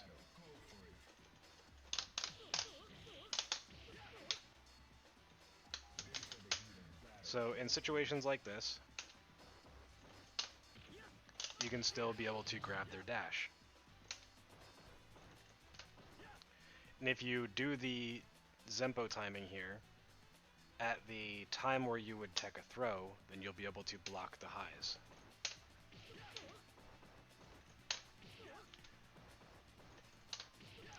Now, if you manage to take the micro step back, they'll get far standing,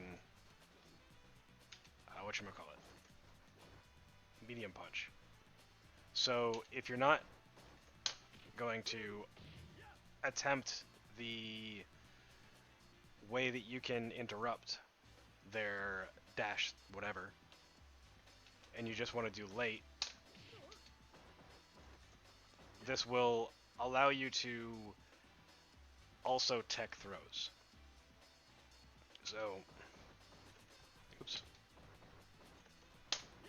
So as you can see, I'm already blocking by the time that I'm hitting the throw, or you can hear. But what happens if they throw?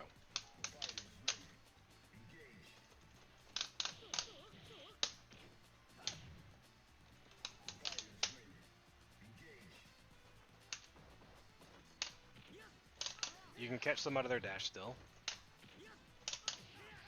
or you can tech.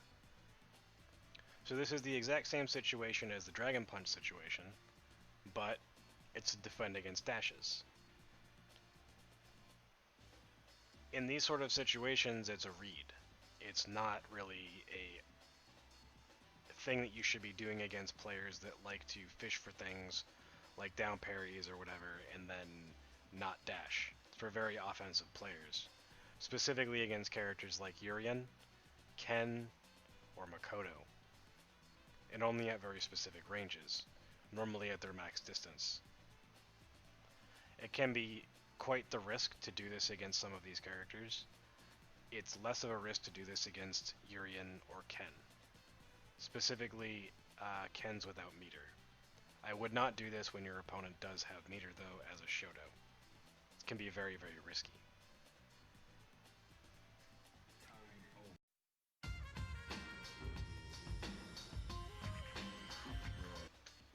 SGGK technically beats throws, highs, and lows if inputted correctly, but it requires a delay on the second hit if you want to get a down parry.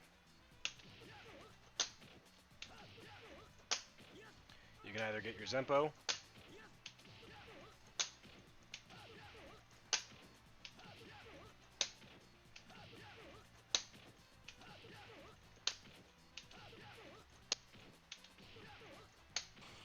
or you can get your throw tech, which is very difficult.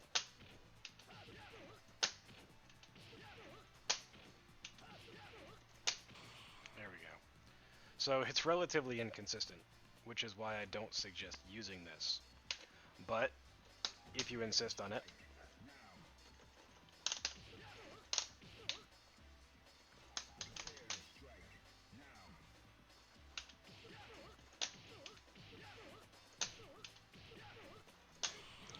you get standing medium kick if you input this correctly against a high parry.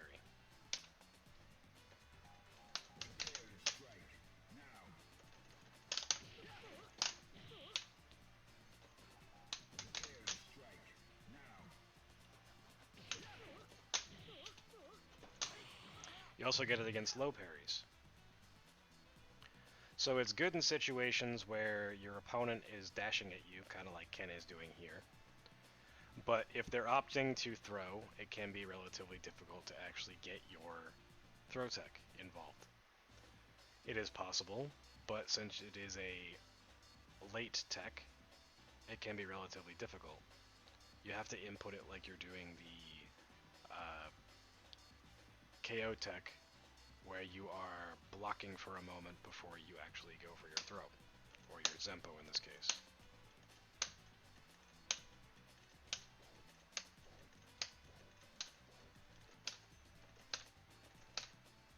So it's relatively difficult, and it's not really worth doing. The only SGGK I really suggest doing is down parry into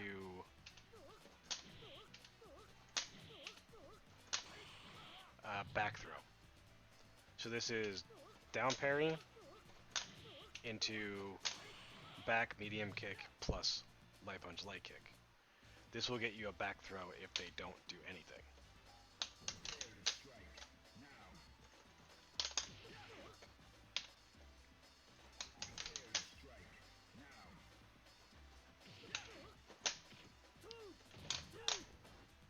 This is the proper SGGK to use as Yun, in my opinion.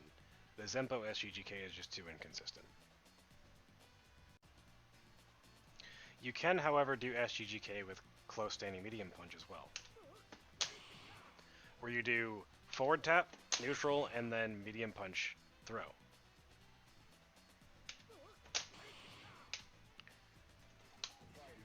If they don't do anything, then you get that. But let's record anyway.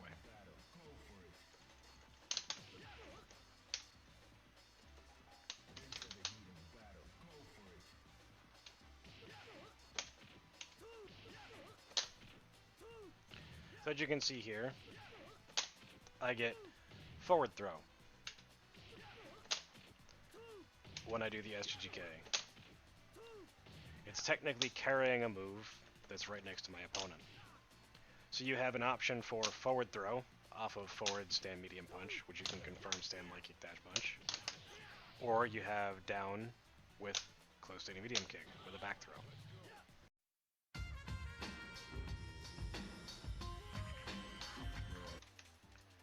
Now that we've looked at some of the theory on how you should be using your post-Zenpo choices depending on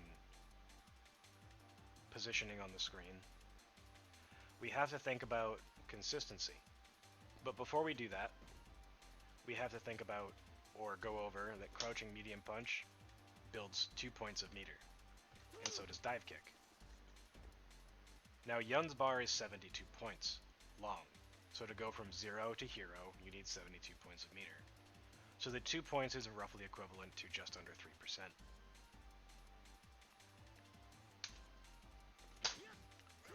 Raw Upkicks is 18 damage and 19 points of meter.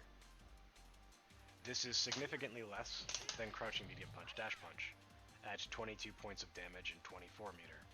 So you lose out on damage and meter. But a majority of the cast can have either standing light kick into medium kick upkicks, or crouching medium punch into heavy kick upkicks. Crouching medium punch into heavy kick upkicks yields more damage and more meter at 26 damage and 27 meter. Standing light kick into upkicks, however, yields only 21 damage and 19 meter. The meter doesn't change versus raw upkicks because of the light button. Now, the 21 damage is relatively close, within 1 point, but the meter is still 4 points, or 5 points down.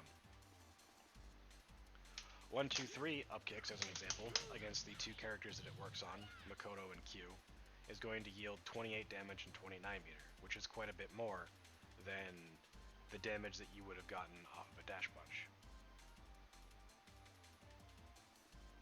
So this means that raw Upkicks and 1-2 Upkicks, or standing light kick into Upkicks, because 1-2 Upkicks also gives 21 points of damage and 19 points of meter, give you about 26% of your bar. Crouching medium punch into Upkicks grants you about 37%, and 1-2-3 Upkicks is about 40%. Anything into the dash punch gets you around 33% of your bar. And all of this is important before you think about what happens post-knockdown. This means that the consistency that you get on characters with crouching medium punch Upkicks is much better than the dash punch variation. But on characters where you can't get the crouching medium punch Upkicks, damage and meter wise, before knockdown, it is superior. How does this apply to Upkicks? We already know that if you're able to do crouching medium kick or medium punch into Upkicks, you get more damage and meter. So this is a brain dead situation. Against characters that this works against, this is going to be your best choice.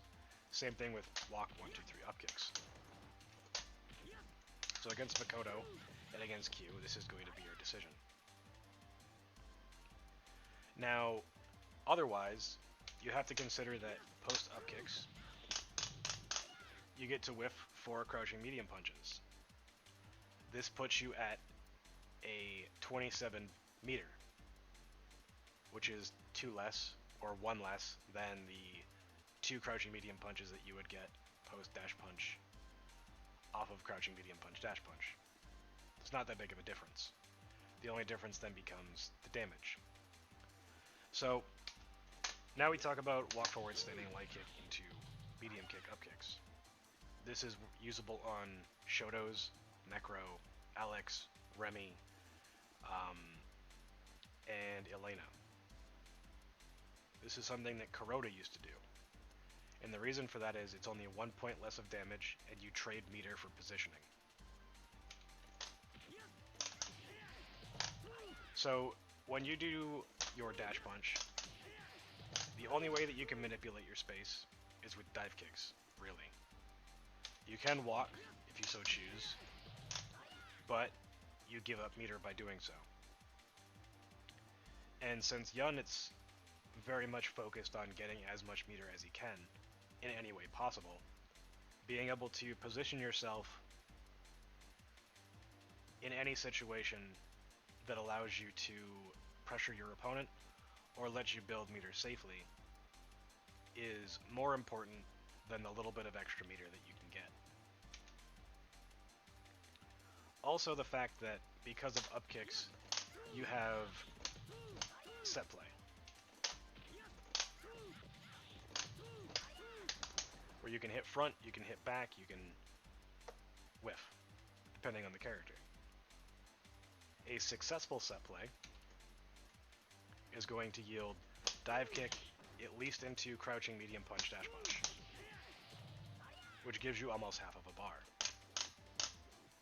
It's 3 crouching medium punches away from 55% of your bar. If you're able to get 1, 2, 3 Upkicks, there's only 2 crouching medium punches away from EX meter.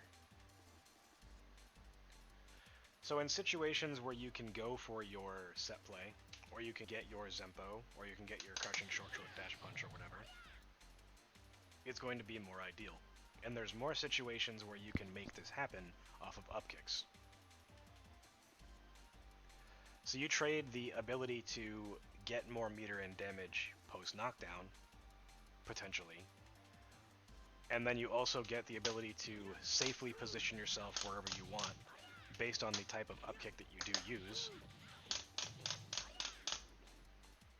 With light kick Upkicks, you can do 6 crouching medium punches, and your opponent's not going to be able to get in time. And then you can go on the defensive. Or you can work your way in, or react to their choice. So basically, for the same situation, you get almost identical meter. You get slightly less damage unless you're playing against a character that allows you to do crouching medium punch into upkicks or 1-2-3 upkicks. But the few characters where you can get just upkicks may not be worth it, like twins. But there are situations off of this where you get set play as well. So you do trade damage and meter for potential damage and meter.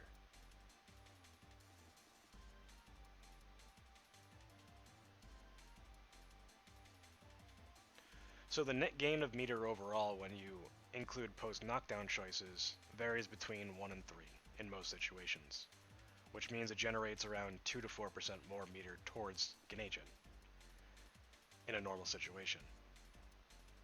So when you opt to just upkicks, although it is a loss, it is a positional gain.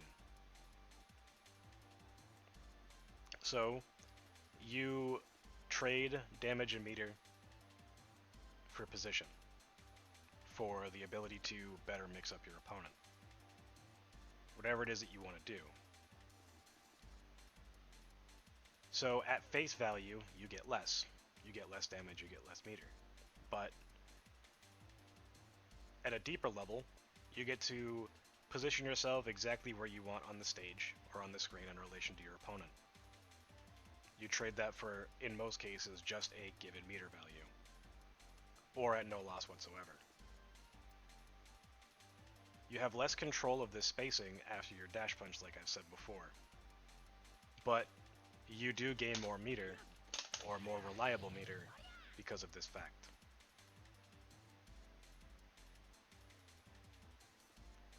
There are situations where just pushing your opponent as far away as possible is your main goal. So in those situations, dash punch is going to be better, because it puts you at the same spacing as the upkicks mix-up, or the upkicks follow-up with light kick upkicks, but there is no risk, and you get more damage and more meter. I mean, there's no real risk to either of them, but you do get more damage and you get more meter. So it's entirely up to you as a player whether you think that the small incremental values that you get from the crouching medium punch dash punch is worth it. The only time it may be worth it is when that 24 meter is guaranteed to get you your activation. But in my opinion, that's only the case when your opponent is closer to the corner. In situations like this, where your opponent is now cornered and you have meter, that is your goal. But in situations like this, where your opponent is not going to be cornered, and they still have the ability to run away a little bit, or jump over you, or contest, and you have to fight your way in, you may be putting yourself in a situation where you need another knockdown anyway to activate safely, or you need to get in order to get crouching medium kick, or 1-2-3, or a shoulder, or whatever, in order to activate safely, and still be close enough to your opponent to mix them up inside of Geneigen. So in regards to this, whether you do the situation where you get less meter, and then you get the opportunity to mix your opponent up for that knockdown, or you get the opportunity to 1-2-3 delay crouching short into like shoulder or whatever it is, however you want to activate, that is available to you. And on block, your normals end up giving you about 4% meter, I believe.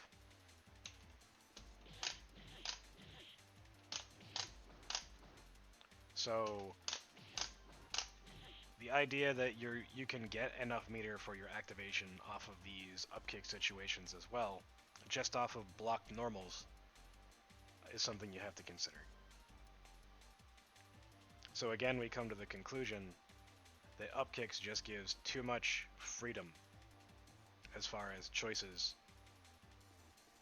that the net negative can be turned into a net positive.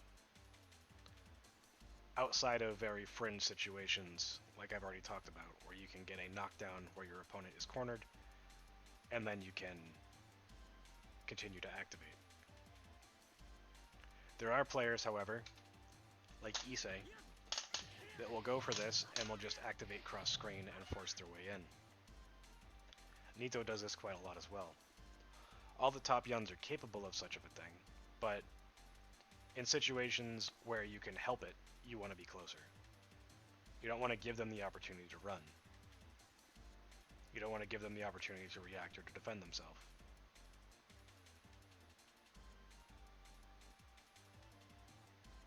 So although you get less damage and less meter, Upkicks is the most optimal tool if used correctly. Dash Punch is simply the most consistent, with little thought necessary and no memorization for your post-knockdown decisions.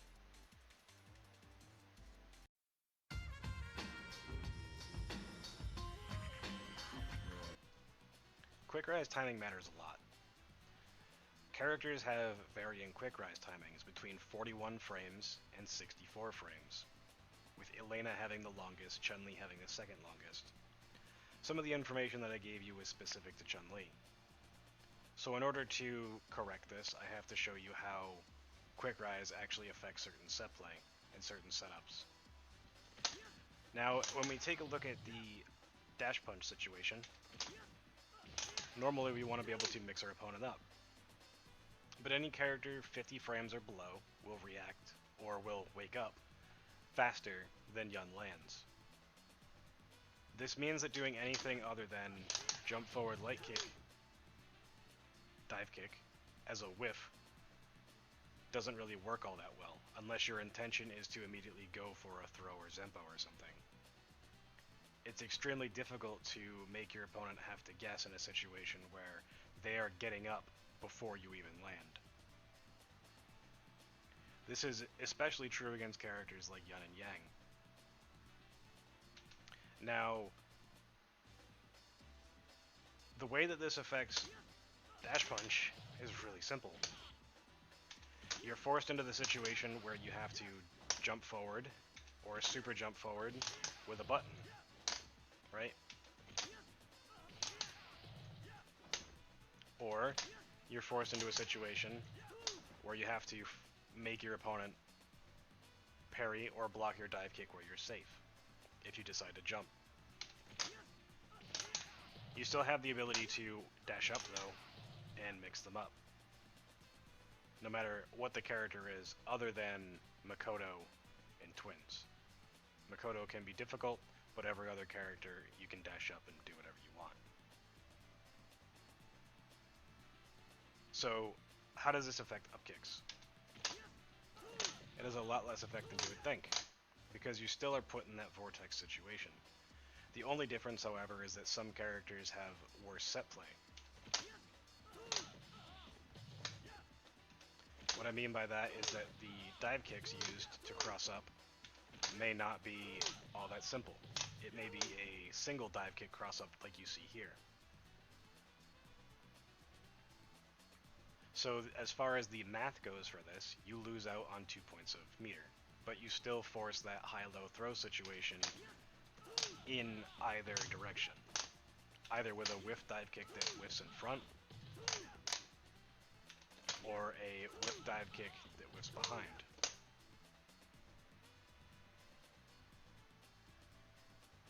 So Upkicks is still superior as far as your choices go, though your options do slightly become more limited, and you are forced into a situation where if you do want to use dive kicks against the very fast, quick get-up characters such as Yun, Yang, Shotos, Q, or Alex, you are forced to go for that high-low throw immediately. Whereas if you stay in front, as opposed to going further behind, or going behind them, you can easily dash up and go for a mix-up, or dash punch, whatever. So positionally, when you're doing it, when your opponent's in the corner, you can do this as a way to get out of the corner relatively easily, and continue running away.